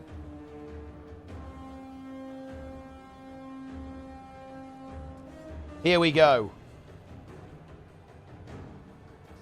Red team wins So, capture point. you can kind of see the plan coming through here. We are going to be wanting to see the Blue Warrior established over on this node, and I think the red team might be content to leave the Spellbreaker to handle that. It is going to be a 1v2, so that is going to be a little bit scary. So red team might have to respond to this, otherwise the Warrior might end up dying there. But actually a really good start for red, getting that Warrior push. They have that double Spellbreakers out there as well, but all of a sudden, things are looking a little bit scary here for the Red Warrior, especially because it's now a 1v3 coming in there. Maybe a little bit of overkill there, but we do see the Blue Warrior able to get that kill. And of course, we also have another Warrior here on middle, kind of locking that down at the same time. The support Chronomancer for blue in a little bit of trouble, but of course, after getting that kill, the Thieves from blue were able to rotate in, kind of get the job done there. It's very interesting, actually, because we have like we have similar approaches, but a couple of key differences, right? Like this is, the red team here is more of a hybrid comp. We have a bit of team fight in there here with the Reaper as well. Whereas like the blue team is almost entirely going to be focused on these smaller scale fights, like outlasting the opponent and surviving as well. It's going to be very interesting to see how these two styles collide in this matchup. Blue team grabbed a capture point. And here we go. Blue team now having the sides. How is red going to respond? Again, like I think the blue team is pretty well set up here, actually. There's no Warrior here to contest this, but they have the Warrior here on middle, and they have one on far as well. And again, we are going to be seeing Goku, I think, quite able to handle a lot of these fights for a long time. He should be able to survive fairly outnumbered, at least for a little bit of time. Syndrana going for this decap over here. Will the Warrior be able to actually make it in time to contest? Actually, maybe not. It's a good kind of bait by Sin. Kind of faked out the opponent, and that's just going to be a free decap secured there by the Thief, allowing that thing to rotate in. Oh, Sin maybe looking to actually take this 1v1 too, actually, or at least kind of get the pressure started and deny the cap until the Spellbreaker from Frey arrives. Oh, but Sin's got to be a little bit careful, actually, there. Does get hit very heavily there by that Spear Martial support, but some barrier, actually, comes in clutch there and saves the day. But actually, it's not going to be enough, as Sakaya is also goes for the Stomp. Interesting choice to do that, actually, as opposed to kind of letting that player bleed out. Pretty interesting there. Abindo holding his own here on middle, being supported by Misha, trying to get some pressure through onto the Spectre, getting some big damage. Not securing any kills just yet, but the pressure is massive there from the Reaper. Teams really trading blow for blow, though, so far, actually, like shoving each other away from others' nodes. And just continuing to pump. Double Warrior on both sides, though. It's kind of crazy to see Core Warrior. Core Warrior is one of those builds. It's honestly, it's actually one of the better core builds, I think. The problem that Core Warrior has always had, though, is that, essentially, the other elite specs have been, like, better versions of Warrior, so it's been a build that's kind of been lurking around, but I guess now we see it kind of rise to prominence with the addition of the Spear, and I guess the third trait line actually paying off there as well, giving it that massive sustain alongside the evade, essentially allowing you to kind of play Spellbreaker without playing Spellbreaker in a way, with that evasion like on the F1. It's like Spellbreaker but not, right? But actually Draza comes in there, actually gets a massive smash and annihilates there. Goku gets destroyed within seconds, as we have the Hammer Spellbreaker actually coming through there, landing that CC, Hammer and Spear. Huge crowd control there onto that Warrior, annihilating them. Of course, that does make some sense here, as I'm sure Draza is going to be aware that there... Well, I mean, there are two stun breaks, I guess. Banner of Tactics and, of course, Shake It Off. But those are just, like, not available there. They were pummeled through there as well. Of course, Balance Stance and Shake It Off over here. But that was just not... That was not available. And Draza was able to land that massive CC combo and immediately kill one of those very, very durable warriors. And so far, Red Team very much getting ahead in this game now, going into the middle stages of it. Draza moving back in, wants to go for a kill there. Onto a Spree. And a Spree kind of wriggling away. Chases down a Bindo, but too low to really engage here. Sakaya kind of sharking around here in stealth. Not ready to engage again yet. It's going to have to kind of stall for some time here a little bit. Wants to deny this buff as much as he can, but he's already 50% health. That's going to make any kind of 1v1 here very, very precarious for him indeed. Tries to stall, but actually has blind on him, I believe, and then dies instantly. Ooh, yeah, this is really not going well here for the blue team, actually. They're not having their own way in this game. Oh, we see another kill being secured onto the Spectre from blue 2. It's kind of going from bad to worse at this stage. Both Thieves being eliminated. And the Warriors are holding firm, but they do not have any points right now. And it does appear that Red Team have kind of cooked something up a little bit. They know what to do here. They've got the damage output. And yeah, I mean, you know, bunker or this kind of like bunkery rotational style, it's... If it goes wrong, it's not going to do anything. You see that? Red Team got a capture point. It does require the setup. And blue team has not been able to find that setup in this game. And Red Team has been doing a very good job of denying that, of course. In that regard. So far, the fights simply continue. 175 to 49. Are there any other games that we should be looking at? Man, some of these are nearly over, dude. What the hell? This is a really close game. We could actually maybe get into that. We actually have two really close games. Let me see how Enigma versus Mamayas is doing, actually. Ooh, yeah, we do have a really close game. Let's take a look at this one, actually, because I think Misha, the Master of Disaster, will emerge victorious in that previous match. And over here, we actually have blue team making a little bit of a spicy comeback. Ooh, quite the comeback, actually, going into this game. Ooh, Seacod is down, but is that going to be a rally moment? I don't think it is, actually. No, Floor does die, but it was a kind of a different encounter. Two players from the blue team down. Is there any way these could be revived? Could we see, like, some really, really disgusting Thief stuff going on here? No, I don't think we can, actually, as we have the Red Thief and also Gornet kind of watching over those down states. So blue team get themselves into the lead, but they do end up losing two players. They should be able to get at least one buff here. I don't think Gornet can really contest that. No, he absolutely cannot. One buff still left unclaimed. Honestly, maybe blue team wants to go for that. Just give themselves a really big advantage in these next couple of fights. And they already kind of have that with the sword, that extra damage output. Highly invaluable, but they need to not lose their second Thief here. Ooh, yeah, and Maya's going to get cleaved out here. Bit of an unfortunate situation, getting caught between a rock and a hard place here, actually. Red Team wins a capture point. Okay. Now, Red back in the driving seat. That was a very nice comeback there by Blue, but those two kills, that's going to be expensive in a game like this at this level. Red Team has obtained an Blue getting that double cap. And there's an artifact there. The shield was claimed by the Rotator. And the sword may be about to be taken down too, actually. Blue Thief able to wriggle away. 50 points behind. And Blue need to make something happen big now. They've got to happen. They've got to make something happen right here, right now, if they want to win this. Let's see what they can cook up. They're kind of ready to go. So let's see what we got. Healing now coming through here. Kind of a very interesting setup, actually, here. We have the Null Field, the Time Warp being used here as well. On this is a support chrono too, by the way, guys. It's actually a heal chrono build. Utilizing that rifle. Tries to go for the CC, but it's not looking good. Yeah, that's going to be the end of that. I think that might be the kind of the end of the game here for Blue. They're looking very, very dead now. Seacod about to get stunned, maybe. No, able to avoid. Still not really in a comfortable position. Is basically in a 1v2 here, and that's not really where you want to be as Seacod. He's going to try and get away as best as he possibly can. The Red Team now holding the double cap, 400 points in, and there's one dead for Blue. I mean, it's winnable for Blue, but it's certainly not easy. What's different in the Reaper's build on the Blue Team? I think it'll be very similar, actually. It looks like it's Spectral Walkers being played here. Let's see if Gornet is playing Spectral. Yeah, Gornet is also playing. He's actually playing Blood. Interesting, actually. Playing Blood instead of the usual Death Magic. Interesting choice there.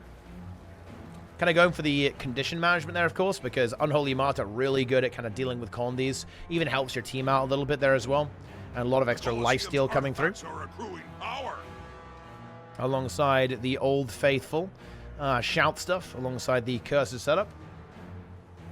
Is Boyce playing? I believe Boyce is not playing in this tournament, actually, as of right now.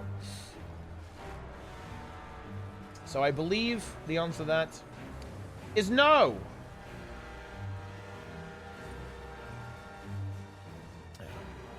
Red lose their chrono, but I think it does not matter at this point. Like, Red, they have the dragon. They're chasing down the thief. Maya being denied from getting that decap.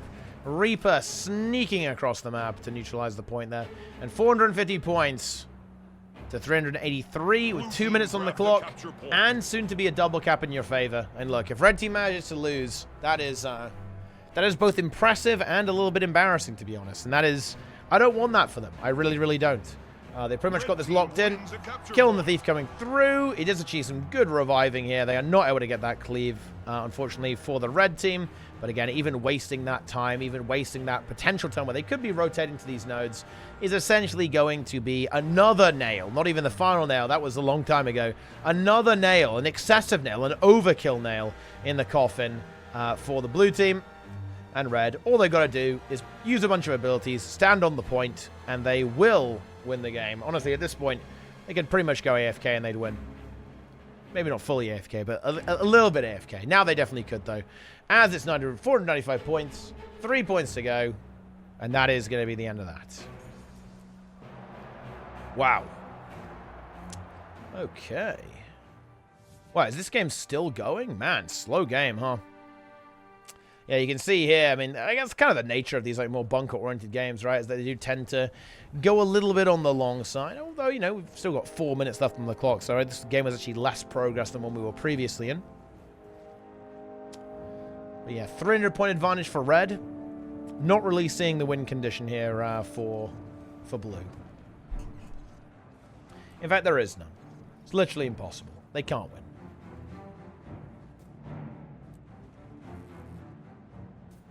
I think that's kind of the end of the games. I think this will be the slowest match by the looks of this. All the other ones are kind of resolving at this point. And red just slowly cruising towards victory.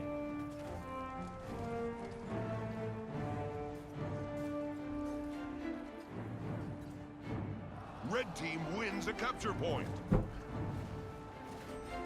Well, I mean, there you go. Bring back Scourge Firebrand meta. Maybe it's time. Maybe it's time to delve into the past. The artifacts have reached maximum power. Bring back Old Herald. 10k. 10k Death Strike. Won't have any bunkers then. Red team has obtained an artifact. Boy says he's coaching? Oh, he's coaching. Dude, that's huge, actually. Dude, I can't believe Boyce is retired, man. We have to make fun of him for being old now. Bunker! But yeah, this is the end of this, guys. French are being shut down by 55. Rank 55 Dragons, the Breakers. They're here to win. They're here to win this tournament. They haven't won it yet. But they're looking very, very favored indeed as of right now. Of course, they are kind of getting ready for Masters of the Arena, which is coming up pretty soon. Well, relatively soon, anyway. I still need to actually round up all the teams. Look, that's on my task list for next week. Seriously, guys, it's like herding cats. It really is. It's not even like herding cats. It's like herding lemmings. It's not even lemmings. It's like herding... I don't know what it's like. Penguins. Honestly, it's a bit like penguins, actually. Like, waddling around with their little legs. That's kind of what it feels like. Guys, please do not put "but" in the chat. I don't see any catamotes or trees in the chat now, guys.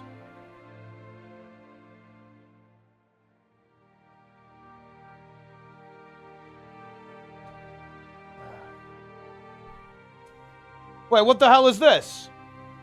Wait, how do we have this? Why do we have this many catamotes? This is too many.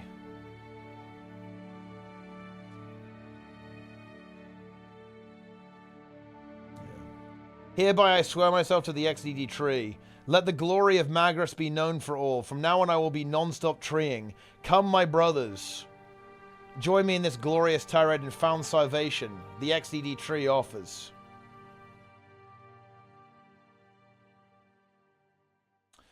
Who won? Well, it's not over yet. We're going on to elimination now. So in elimination, we have Misha versus K Tranda or something. Or K Tranada, actually, I guess. Yeah, I can read. We have Frenchies. So it's going to be Frenchies. So here's how this is going to go, guys. It's going to be Frenchies versus 55 rematch to see if they can cook anything up. I think Corsair versus Mamaya's is actually pretty hype. I think these two games are actually interesting. Let's leap into these. Skyhammer, huh? Oh, that game right now? 55 dominated it. Okay. This is definitely an interesting setup here from the red team. And honestly, Skyhammer, this is a Necro map. They are going to have some fun here, right? This is a map where, as a Necromancer, you can survive.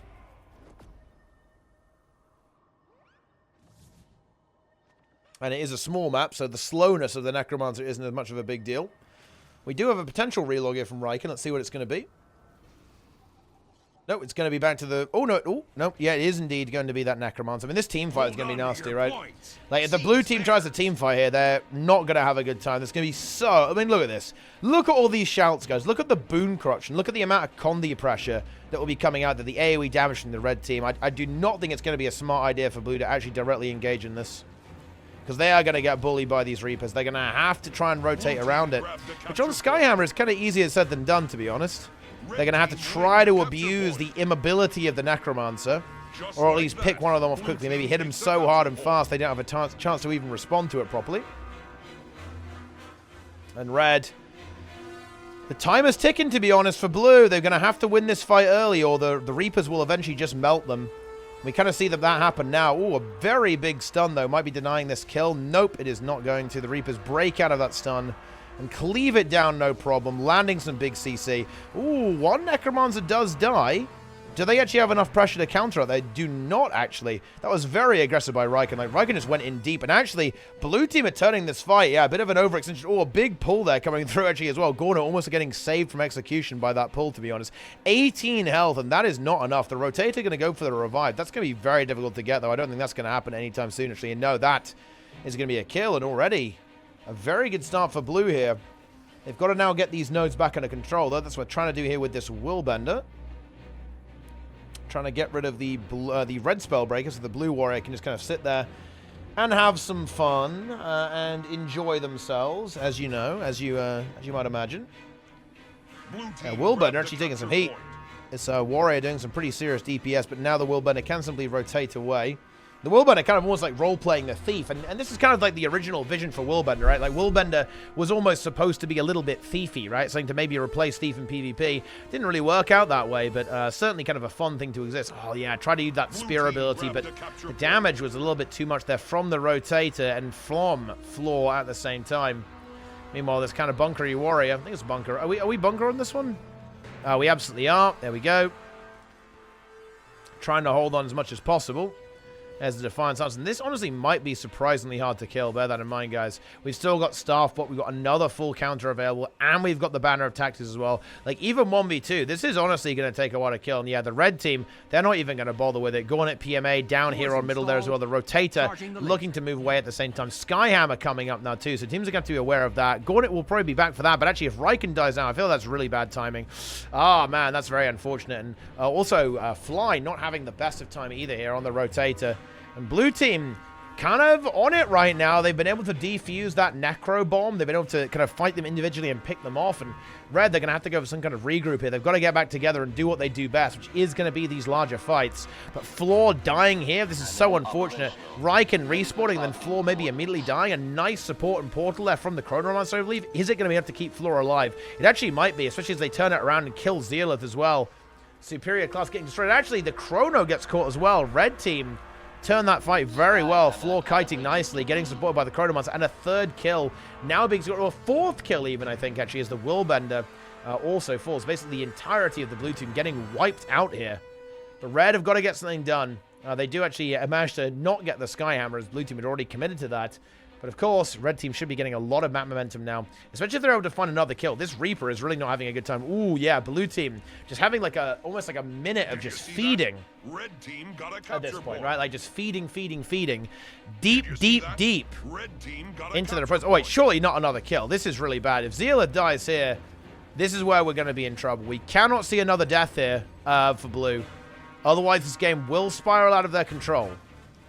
And unfortunately, I think we actually might. Yeah, we do. Ah, man, this is going to be another stagger. Bear in mind, guys, this is going to get killed at about the same time with this Reaper. So we're 3v5 now. We're still 4v5. And this is where the Red Team's damage output, that double Reaper, is where you can't resist it. When you haven't got anyone to really help you against double Reaper, that is where the pain is going to be. And you can kind of see that here. They just don't have the ability to push into this. Gornet and, of course, Riken just blasting, pushing their opponents away. And Red Team... they're looking for more, because bear in mind, their opponents have nearly reset, but they can maybe prevent that. If they're able to somehow get another kill, they can continue the stag. It looks like that's not going to happen. It might just be an all-out 5v5, rather, here on middle. Let's see what's going on here.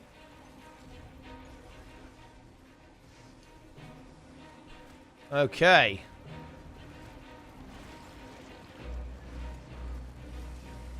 And Riken looking to go for a kill onto the Blue Reaper. They're zerging for it very hard, but the support is good. I think Red have got to be a little bit careful not to overextend. That kind of went wrong for them in the last fight. Now that Reaper's got full Shroud, but actually leaves Shroud immediately. That could be very, very risky. Riken also shrouding up here as well. Blue Team surging forwards there. That spear damage on the Willbender. Absolutely colossal damage onto Riken. Look at this Willbender's DPS. I think we're going to see Gornet fall as well. We absolutely are. Wow. Dude, this Willbender was absolutely pumping utilizing that spear. Definitely a build to watch out for. Very powerful in ranked is this build, and certainly in this automated tournament as well. And now Blue convert the map. A very back and forth game. Very back and forth. The Willbender build. Here you go. Enjoy. There it is. Kind of the normal Willbender build here. But it's going to be spear, sword, and definitely a weapon that makes sense, right? Like very high mobility, right? It's kind of got a lot of offensive burst damage potential. Look at the output of this massive spike. And then onto the spear there for that cleave. Player never stands a chance there. And onto the hunt immediately. Wants to charge in, wants to continue to punish. Now the hammer is going to be contested. One Reaper is holding on, but... yeah, that Reaper's got to go. That Reaper cannot stay here with this output there. Warrior now moving in, but honestly, surviving the wrath of the Willbender and the Reaper at the same time is going to be no mean feat. Renewed focus is available here as well for this Willbender, resetting those cooldowns, getting some of those defensives back. And yeah, the onslaught of the Guardian is going to continue here. This Reaper has to be very, very careful. Yeah, Riken has got to watch out. The damage from this Willbender is going to be huge. He wants that kill. I think they're going to go for the chase. They do go for the chase. There is a downside on the other side there as well. They're attempting the res. Oh, that was a smart res there by Red, to be fair. That was very well played by them, getting that Reaper back up immediately, kind of defusing that situation quite well and kind of continuing the fight for the Skyhammer here. Blue Team now getting outnumbered. Chronomancer needs to rotate in, is able to do so, but actually, ooh, Willbender in trouble now, actually. Does have the F3, can block quite nicely, but kind of needs to go back in now to get some support there from that Chronomancer. Chronomancer now moves out there as well. Heal skill in a couple of seconds. Willbender trying to get through there desperately. Is able to do so. Can they get their heal skill off in time? Yes. Very short cast when they're able to get that signal off, but so low, and is going to fall. Yeah, that Willbender. When you don't have renewed focus, you are a bit of an easy target. But a nice res is going to get them back on their feet, but they kind of need to get a bit of a reset. Like, this is a kind of a scary situation. The Willbender has to go for it, though. Yeah, realize they just need to get this done. They've got to get these kills. And look at that devastating damage output as well there. There's going to be more damage coming through there as well. Look at this output here from the Willbender. The cleave is absolutely huge. Riken is going to fall down there as well. The Willbender wants more, too. The Willbender wants Gornet. Continues to push. Has the spear. Oh, doesn't manage to land the CC, unfortunately. And Red... losing that player. Continuing to contest the Skyhammer, though. And yeah, that Willbender gets assassinated by the Thief. Going for a stealth bomb. It's going to be a stealth and... oh, no. He actually got interrupted, I believe. Couldn't get the Shadow Step off in time before getting CC'd. They're trying for that revival. Here comes another player from the Blue Team. This is a very risky res, though, because now the Reaper said that poison's here. This isn't resable anymore. They have to recognize that, and they absolutely do. But they're going to... no, they ate too much damage for it. Oh, the Blue Reaper committed to it maybe a little bit too much, ends up falling, and all of a sudden the blue team is actually crumbling right now as this Chronomancer is in a world of hurt right now. 4v1 onto the Chronomancer. Chronomancer goes down, and blue team going to be picking up this, blue team having to kind of scrabble to pick this node up there as well. Where is red going with these nodes? They've got a thief moving to help out Floor, getting point C. Here's the thief. The rotator is now in. Oh, but red team still, I love this bleed actually from Riken here on this Chronomancer, denying that Chrono, and without that cleanse, fighting these Reapers from red is going to be absolutely merciless, to be honest. And if there's another kill here, Zealith kind of needs to not die here. If blue wants to hold on to this game, Zealith has to live. Is that going to happen? I think the answer to that is actually going to be yes. Gets a little bit of support there from the Willbender and runs into the loving embrace of the Chronomancer. And now blue, they've got to make something happen. If that death had come through, then that was probably going to be more or less the end of the game. But now we do have an opportunity. We have a window to kind of maintain the lead here. Red team are catching up soon. They are going to be ahead. They're going to get the hammer. Are they going to get the hammer for free? No, there actually is a warrior there as well, so that's not happening. The conflict will continue. Gorna gets his heal skill off. Yeah, he's absolutely fine. We do have the Willbender trying to get rid of this warrior. That doesn't mean that blue has to be careful on middle, though. They need to be aware of that. Now we're seeing Riken actually bring some additional rotation into the mix there. It's going to go into a full-on team fight. Willbender taking heavy pressure, but look at the burst. Look at that damage coming through there. Lands it, and combined with the warrior, which is also pumping. Yeah, Spear Marshal. Look at that spear. That was a nice combo there, guys. We saw the Symbol of Luminance and, of course, the Soul Storm, and at the same time, the Spear Marshal support massive damage onto the red player, taking them out almost immediately. Blue take a nice fight there. Warrior grabbing point A, another warrior grabbing point B. They're able to cap that too. No contest. Ooh, blue are in a really good point now, because they've got point A and they've got a warrior on both. I kind of want to see this warrior play defensively. Yeah, the warrior is staying here. I do like that. Play it safe. Don't give up the node. Like, your team is okay to hold a little bit on middle. The thief isn't there right now. It's a 4v4 mid. That is fine. Now we might have to consider rotating. And this is where thief does get really tricky to play around, because the moment this warrior rotates, the moment that thief is going to leave. I almost want to see a rotation to far here from the warrior, so you can kind of trade nodes there to basically completely shut down the point gain of the opponent, as opposed to going for middle. And I think that is what the warrior is going to go for here. Maybe move towards middle. Ooh, but no. Ooh, it doesn't... Yeah, a little bit uncertain with what to do there, especially since the Willbender is already dead on middle. Oh, man, dude. Thief is so fucking good. It really is. Like, I really want to point out how relevant the Thief was there. The Warrior, I think you probably do just take the L and rotate in as a Warrior there, maybe. But I'm not even sure if that would have worked. I mean, because the Thief would just, like, go for the cap there as well. Man, Thief is good. Really denied the rotational potential of blue, and might have kind of snatched this game from the jaws of defeat for the red team here, as now they've got that double cap. They just won that big fight. Another 5 points coming through from that kill.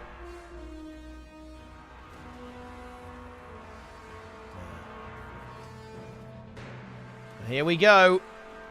Red team, I think, are going on to the next round. How was the other game, by the way? Is that... Oh, it's... Well, actually, yeah, I kind of want to see... Operational. Yeah, I think this game is actually... Oh, already in that game. Never mind.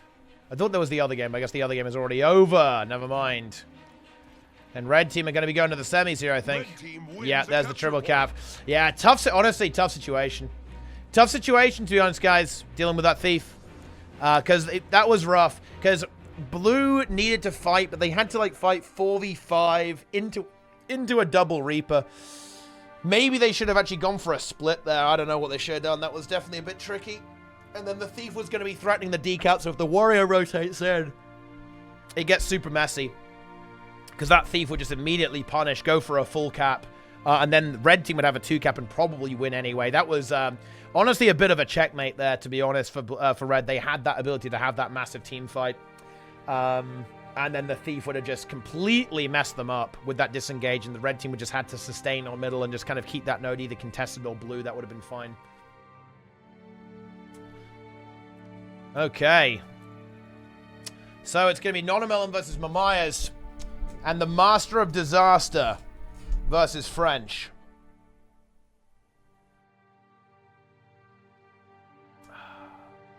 French gameplay, French content.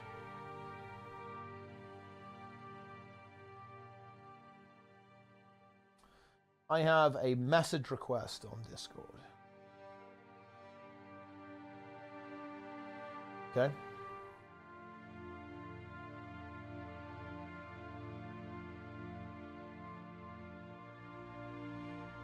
Nice.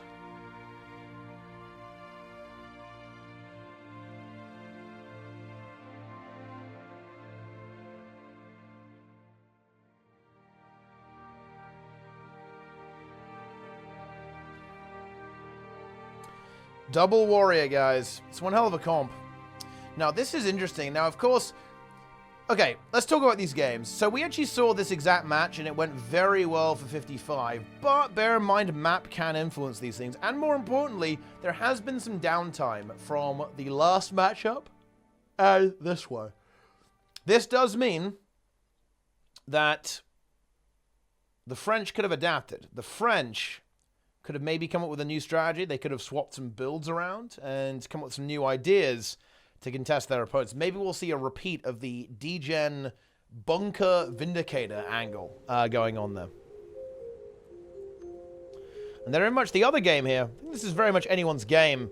I think the Nonamelon team may be slightly favored here, actually, as I think, you know, it's a very powerful team, very experienced roster. But actually, there's some absolute classic players on the Maya's team. It's going to be really close, I think.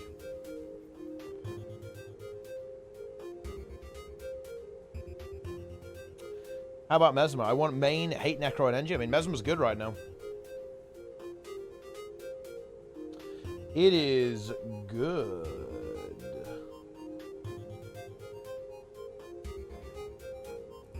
Alrighty then. Hey guys, is Draza? I mean, yes. Yes, guys. Dra is Draza. They are the same person entirely. How fucking crazy is that?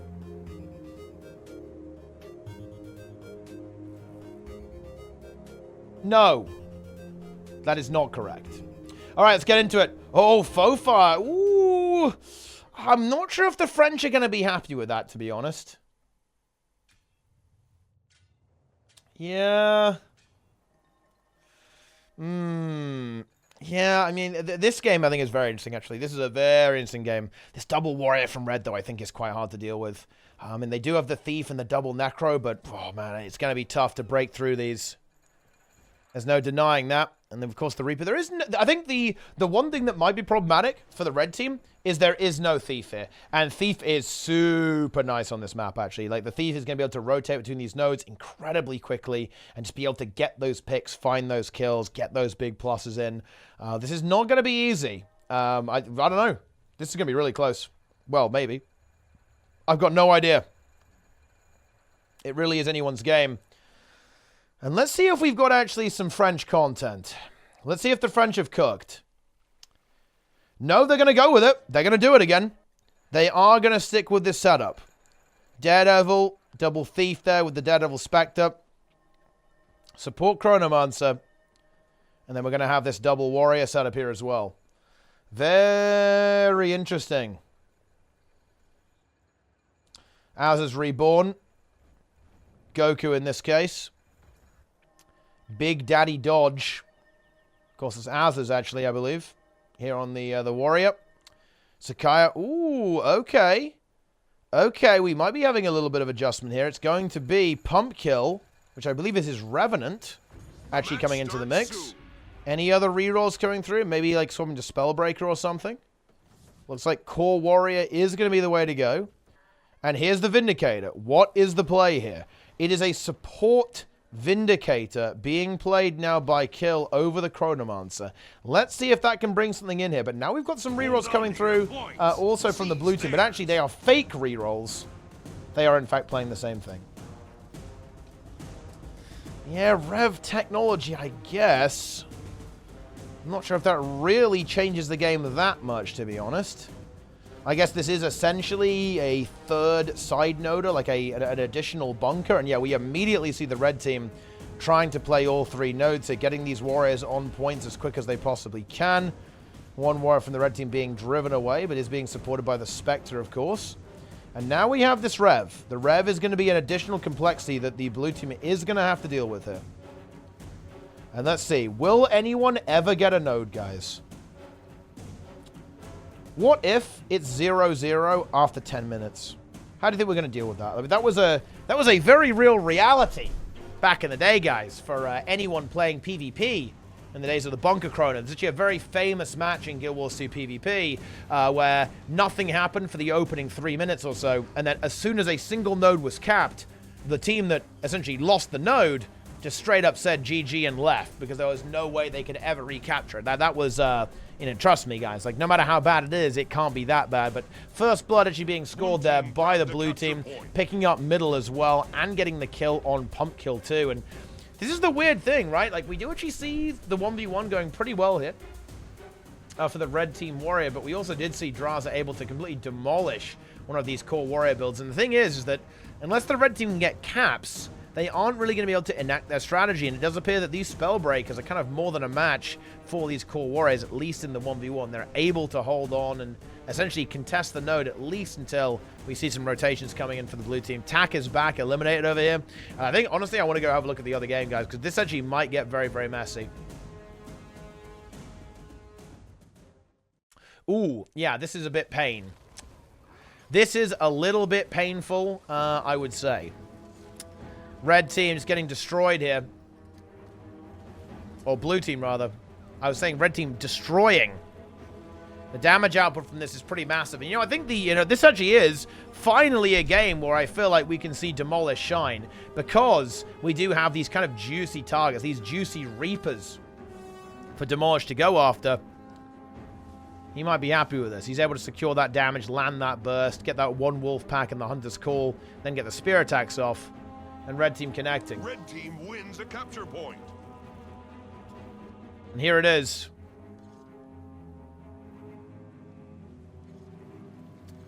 Thintrex holding on. Did you see that? Red to be honest, guys, I feel like this game is almost all but over at this stage. This is not looking good. Not looking good whatsoever. Have the French managed to make some kind of recovery? Ooh, no. Yeah, it's got a lot worse, guys. It's not looking good.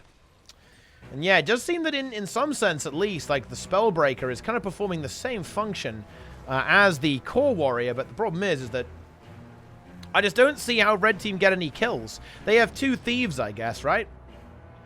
But the problem is that I feel like the Warrior can survive the Thief pretty well, at least for some period of time, and they just have no damage. Like, the support does no damage, the Warriors are not crazy big DPS either.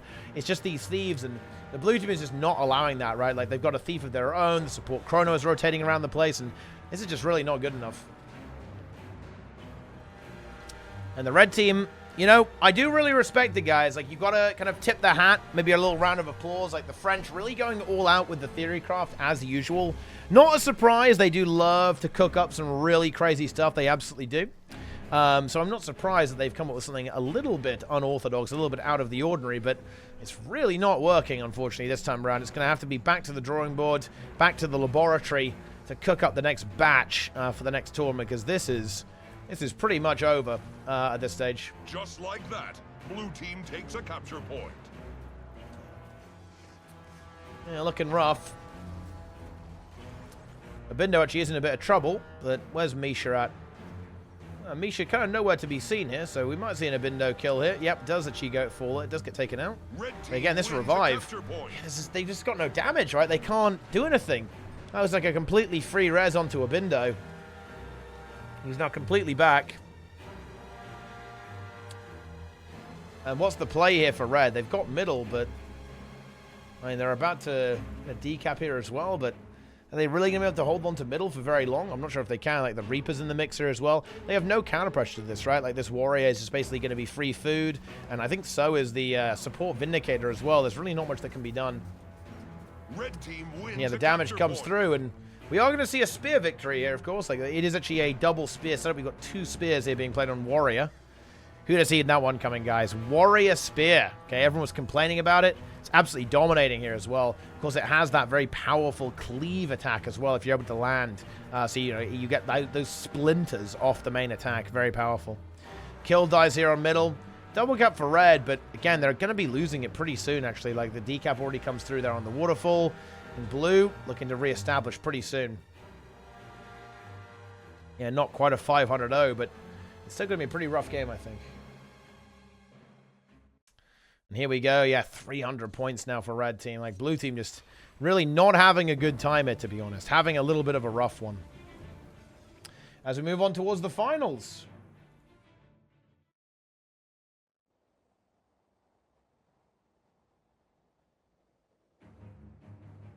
Yeah, Bindo build. It's the this is the exact standard Connie Reaper setup. Enjoy. Enjoy. Give me the final ready. I want to sleep. We're going to the finals directly after this. And it is going to be straightforward here. It is. I can tell you what the finals are going to be right now, guys. It's going to be rank 55 Dragons versus the Not a Melon team. Demolish is not team leader. It is, in fact, not a Melon team leader. But I'm going to say Demolish is team leader anyway to deliberately spread misinformation. I want to obscure the truth and make it seem like Demolish is more important than he actually is. So there you go. Enjoy that. And here we go. It's going to be a Bindo going for a kill. Ooh, nice stun there from a Bindo. Actually, that is almost certainly a kill. Yep, boom. Ooh, and the ice foot is down too. That cleave is going to be pretty big. Oh, actually, yeah, getting the CC, they're getting a little dazed. Does deny that kill, but not really sure if we're really getting anything off that, to be honest. Like, a Bindo is pretty fine. Gets the transfer, heals himself up. Blue team grabbed a capture point. And red team just trying to scrabble for something, trying to find a hold in this game to keep them in it, but I think this is where their tournament journey is going to be ending.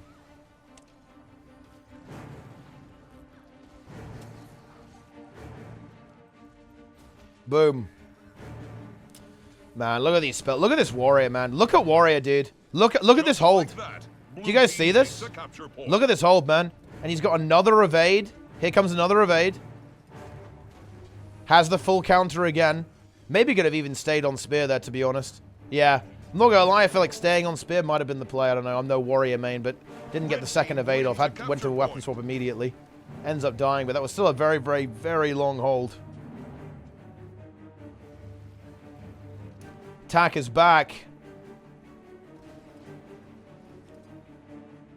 But 61 points, 300 points. It tells a story, guys, and it's not a pretty story for the red team here. Even a couple of victories here and there, it's not really going to do anything. Bacon is cool. About to respawn. We'll be marching back onto that node, I think, as soon as they're back. Syndra now moving in. Going for the decap. Sakai looking to contest it. Oh, actually gets interrupted out of his stealth there. Did not, so took a lot of damage there, forcing the heal skill out almost immediately. And Sind looking to hunt. Looking to get some kills. Looking to juice up.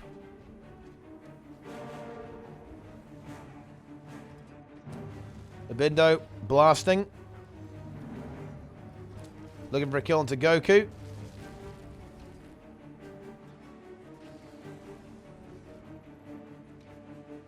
And the blue team just kind of bringing it home, really. There's not that much to say in this game. Not a lot of damage output, really, for the blue team, or the red team, rather. And as a result of that, they're just kind of getting shoved around the map by blue. A lot of damage here for blue. Like, if you think about it, like, both of these spell breakers kind of blast, actually. Like, even the Heretics one is still able to contribute a good chunk of damage. It has power, precision, ferocity. And then, because you've got the Deadeye and the Reaper, and wherever that is, that's going to be a serious pain train. And red just don't have an answer to it. They've got no way to actually get through this. They've got no way to do damage. Blue team grabbed a capture point. And they're going to the finals. They'll face Notamel and Team Demolish. Another monthly AT finals for Demolish, though. Will he be able to connect? Will they be able to pop off and actually deny 55 from winning? It could be an interesting match, actually. Are we seeing that Soul Beast in the mix? A lot of exciting stuff.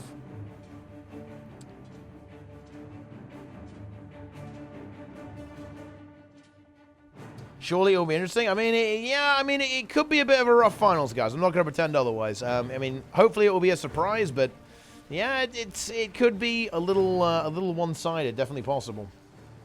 Blue Spellbreaker's build. Here you go. Enjoy. Oh, well, this is kind of like the more bunkery one, right? Signet of Stamina with Shake It Off, Balanced Stance, Rampage, and Defiance Stance. Look at this. Heretic, Dolyak, and then Defender. It's like a more aggressive one. More damage output here. Relic of the Daredevil. Relic of the Ruin the Scrapper. Berserker Amulet with the Dagger, Shield, and then Spear, of course. With the Defense, Discipline, and Spellbreaker trait lines. Yeah, Blue, just kind of finishing the job. Misha rotating in here. Keeping Abindo alive. Just like really being careful to not let that Necromancer be in a rough spot, be in trouble. You know, I actually had some technology that would allow you guys to get anyone's build with a chat command. Maybe I'll actually work on fixing that. Because it did work, actually. Well, I mean, a bit. That was exciting. Build.dll. Listen, I do not use DLLs, awesomeness. I do not use DLLs. HeroPanel.dll. Plenga.dll. And yeah, here's the end of the game. Blue team finishing it off. Was there a crazy comeback in the other match? No, there was not. The crazy comeback did not exist.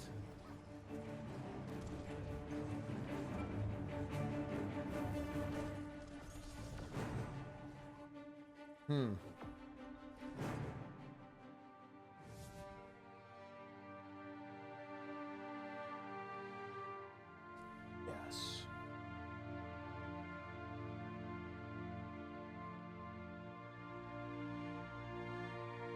Well, I mean, that was something.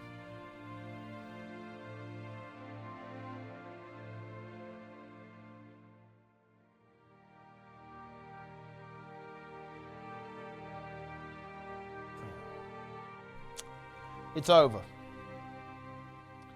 Opinion on the Vindicator nerf? Well, I mean, Vindicator was cancer, but the problem is that whenever you nerf damage, you run into a situation where stuff like this can happen, right? Like, there's always this looming threat of bunkery style stuff creeping in if it can actually survive.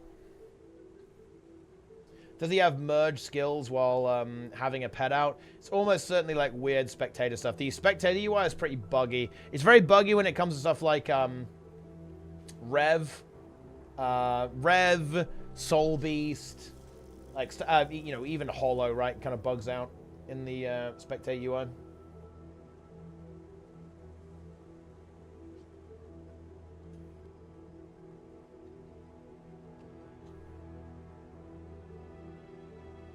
Okay. Someone linked... I have to point this out. Someone linked in a thread about Necromancer builds full Carrion, sword, spear, necro. Bear in mind, all of those weapons are power weapons.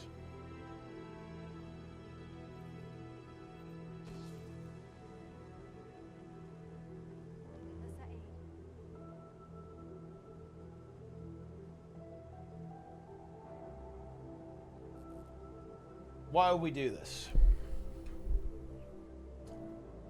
Why? Carrion has got power, yeah, but it has no precision or ferocity.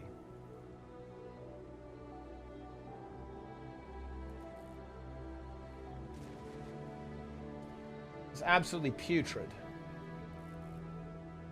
Also, guys, I have to bring this to your attention. Wait. What the fuck is this? Yo, awesomeness. Bro, fix the game, dude.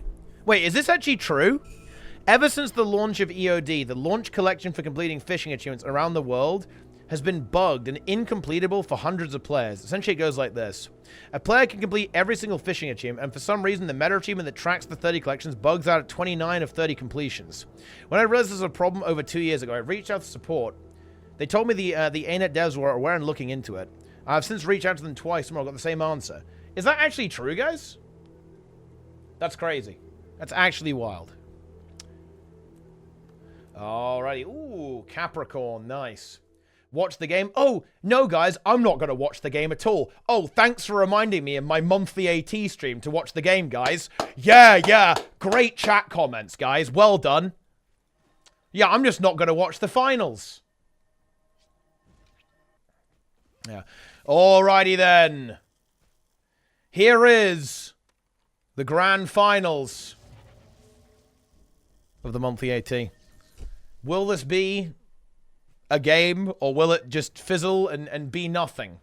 Honestly, there's a pretty high probability of that. We have the double spell break. We got 4 spell breakers, guys. Listen, I never want to hear these fucking warrior mains complain about this ever again. Look, warrior is just owning right now.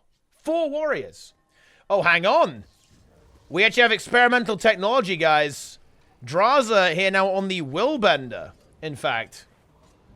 Willbender at the last second brings in the DPS.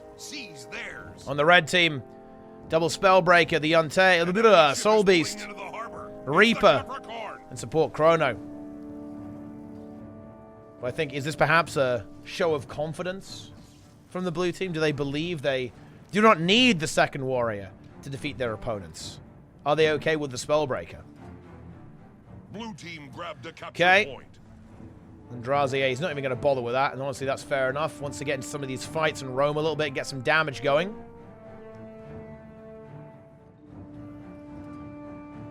And let's see. Will the Willbender actually put the work in? Already some big snipes coming through there. This Reaper is really, so it's a massive outnumber here onto middle. That Reaper kind of caught out in the open there, instantly destroyed by the collapsing damage there of rank 55. Misha looking to rotate there forwards, following this player. Getting some of that healing. Look at that, guys. A little bit of allied targeting, pew-pewing going on there with that rifle auto attack. And honestly, not the smoothest start for the blue team in the universe. I think they do actually end up losing one node there as well. Necromon's having to fight this warrior is a little bit on the awkward side as the rest of the blue team kind of pushes over here. And again, they don't have that second warrior, so they don't have quite the same level of map presence that we do see from some of these double warrior teams, but goodness me, this Soul Beast is getting absolutely nuked, taking massive damage from the hammer attacks there of the Willbender. Is Demolished going to be able to survive here? It's going to be tricky, actually. Big damage coming through there as well onto that Chronomon. And man, Willbender kind of slapping, and we already have that Soul Beast going down state now. And the thing is, like, these fights are just not really going the way of red team, right? Like, oh yeah, this Reaper getting nuked, massive damage. This Reaper is completely dead. And to be honest, blue team kind of feels almost like a little bit just completely steamrolling their opponents right now. Like red team almost in a bit of disarray, to be honest, at least in terms of these fights. Now, the double warrior is helping them, right? Like, I'm not gonna lie, double warrior is kind of keeping them in this game. Like, Zintrex is able to push this node, like the Bazaar still held for them, and they're also holding on. Bear in mind, guys, we have a very, very tanky warrior here from Notamelon. Another Stunbreak available, and of course, Defiance Stance coming up in a couple of seconds, or maybe a bit greedy there, though, but it was a, 2v4, so honestly, maybe dead either way, to be honest. There's not enough healing. No amount of healing is going to save you from that. And Chronomancer dies too, yeah, just a slight crumble. They were nearly okay there. They were very close to being capable of holding, but unfortunately not quite close enough at that point. And yeah, blue team going to be posturing for the bell here as well in a couple of moments. Yeah, this is... And red need to win this fight, and they've got no Chrono, and this bell is already up. It's going to be a little bit tricky, I think, realistically. Misha on this. Like, Zintrex should be able to make this and at least contest. Actually, can he make it? Oof! Just barely makes it, actually, onto the node. Able to get that hold in time. The problem is, look at all the blue team members converging. I mean, it's Bunker Warrior. It's time to do your thing. He's got to hold on. Potential burst now makes it into the mix. They can start maybe kind of decapping this and getting it going their way, but potential burst. Maybe not potentially bursting over there, looking for a different victim over there. Wants to get rid of this thief by the looks of that. Of course, Syndra looking to take that fight, or of course simply rotate away. Either works for him in this situation. Red team, though, honestly, they've got a good chunk of points, right? Like they had that double cap for a good chunk of time. So if they're able to resolve this fight quickly and do it in a positive way for them, then there is some potential here. But this Reaper, again, is just getting hunted, right? Like, that Willbender, super scary for the Necromancer. Look at the damage output coming through it. Can we see the heal skill come through in time? No, we cannot. Couldn't manage to get the support either there. And with that Reaper falling, I think this fight here on the Bell is going to go a little bit nasty. Maybe Zintrax can pull some crazy magic here. And, I mean, the cooldowns are honestly looking pretty good for the Warrior, so maybe that's not completely unrealistic. And actually, an actual potential burst lands onto the Deadeye, actually. But no, the lockdown from, once again, the Willbender puts that to a stop and puts Demolish in the ground, and Sind able to wriggle away to go for that decap and just kill after kill after kill being secured by the blue team. Zintrax still holding firm, though. Oh, but that's stun, though. I think he's dead. Yeah. Didn't have an evade, or maybe didn't quite see the Reaper shout stun. And that is enough to get you killed at this stage in the game. You will die immediately in one of those larger fights if everyone is focusing you. Notamelon going to try and go for the replacement. Does actually make it to their credit. Makes it on their belt. Look at all those condies coming through there. Fresh set of Warrior cooldowns available, though, too. So, you know, we'll be able to waste some time for blue team here. But again, red team need to actually get some nodes. They have not had nodes for a very, very long time. Oh, that was a very clutch Defiant stance. Holy shit. Like, that could have gone very, very badly if that hadn't gone through there. That stun once again, very, very deadly from the Reaper. And so far, we actually do have the hold from the Warriors, but red team not able to express their kind of power, their pressure on the map, and just the damage output. They do seem to be unable to actually contest with how much output this Willbender has. It's just running around annihilating right now. They're able to disengage a good Mesmer portal, I believe, there to escape the situation, but red team is going to have to completely reset before re-engaging this fight. And yeah, like, this is a good hold, honestly, by this Spellbreaker, but the cooldowns are actually really starting to run dry now as well. This is, I think, where it ends here for the Warrior. Another full counter is available, maybe able to hold on, gets the evade. There's the Chronomancer. And actually, they actually managed to get the Swapper. Swapper! As Zintrax moved on to it. Okay, maybe there is some potential here because blue team is maybe squandering some of their resources here. If they can somehow find a kill, if they can get this kill onto Drazah and leverage the spell, there's some potential they can make happen here. And actually, that Willbender is very, very low too, actually. Can we see this kill? Bear in mind, we've already used Renewed Focus, but no. The support Chronomancer from red is going to fall, and Misha fully heals Drazah all the way back up. And all of a sudden, we're back to square one again. Like, red was trying to find something. They were scrambling, they were fighting, they were biting, they were kicking. The blue team shut it down. They shut down the rebellion. And we're kind of back to where we were before with like Zintrax just having to do this kind of crazy 1v3 in order to keep the team in the game. Zintrax doing big damage, actually nearly getting the kill onto the Willbender, but of course, with the teammates around, that's not really going to go anywhere whatsoever. Nolaman going for that cap. Ooh, potential burst in trouble is nearby to that Chronomancer, so the support is going to be good. Blue team getting that cap there. It might end up being a double cap for red, actually. Oh, boy. This is super scary. Demolish is in so much trouble. Can he somehow get like a crazy turnaround onto the Deadeye? Nope. And the Spellbreaker, in fact, moves in. Can we see a Warrior crazy res? No. The Spear Marshal support is going to finish this. Oh, that's going to be a rally as well. That's super annoying. Oh, yeah. Oh, the pet res! Holy shit! Oh, no! Okay, that was actually so huge. That was a clutch stomp there, actually, from... very clutch stomp there from Frey getting that kill. That pet res could have been so disgusting, actually. If Sind had somehow managed to die there and got cleaved down, it was close, too. Then, honestly, red could maybe think about turning this game, but look at that Reaper. The Willbender surging in and just blasting away at that Reaper. Not able to get onto the node. And red, blue team, they've been fighting here on this belt for a long time, but they've been fighting here for a long time, and they have been winning. Quite an exciting match, although it does appear that it is a foregone conclusion, as I believe blue team are getting past the point of no return, and past the point of no return for winning and getting the Sun Gizmo, that's for sure. Red Chrono dies, no Reaper to peel. Red team have no defensives here, they have nothing left. We might see even more of them die. Yeah, there goes the Soul Beast. And this is essentially going to be the end. Just like that, blue team takes a capture point. It's over.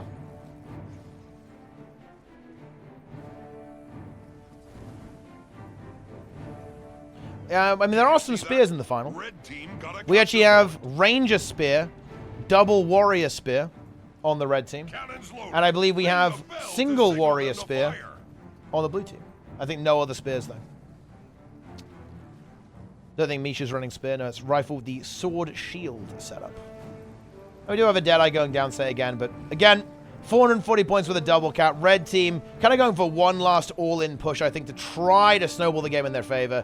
But Syndrome wriggles away on the Deadeye, and I think should be relatively secure, at least for the time being. I think we... Ooh, maybe not, actually. Yep, there we go. We do see the kill. I thought he was going to be able to escape there with a bit of stealth, but couldn't quite get it off in time, unfortunately. Is going to get stomped out, but does it matter at this stage? I do not believe it does. There is no way for Red Team to actually get the decaptures on both of those nodes and somehow manage to get to 500 points in the time that they have remaining. This is going to be a win for Rank 55 Dragons, guys. This is the end. This is the end, my friends. And 55 get it done. They make it happen. And they're going to win the Sun. Honestly, you know, I was expecting it to be a little bit more anticlimactic. You know, that's not bad. That could be, you know, could be a lot worse. Yeah, it's actually kind of interesting. I think not everyone had fully theory-crafted out where the spears are going to kind of fit in right now. And I do think that some of the spears almost, like, don't fit into the current meta game, I think.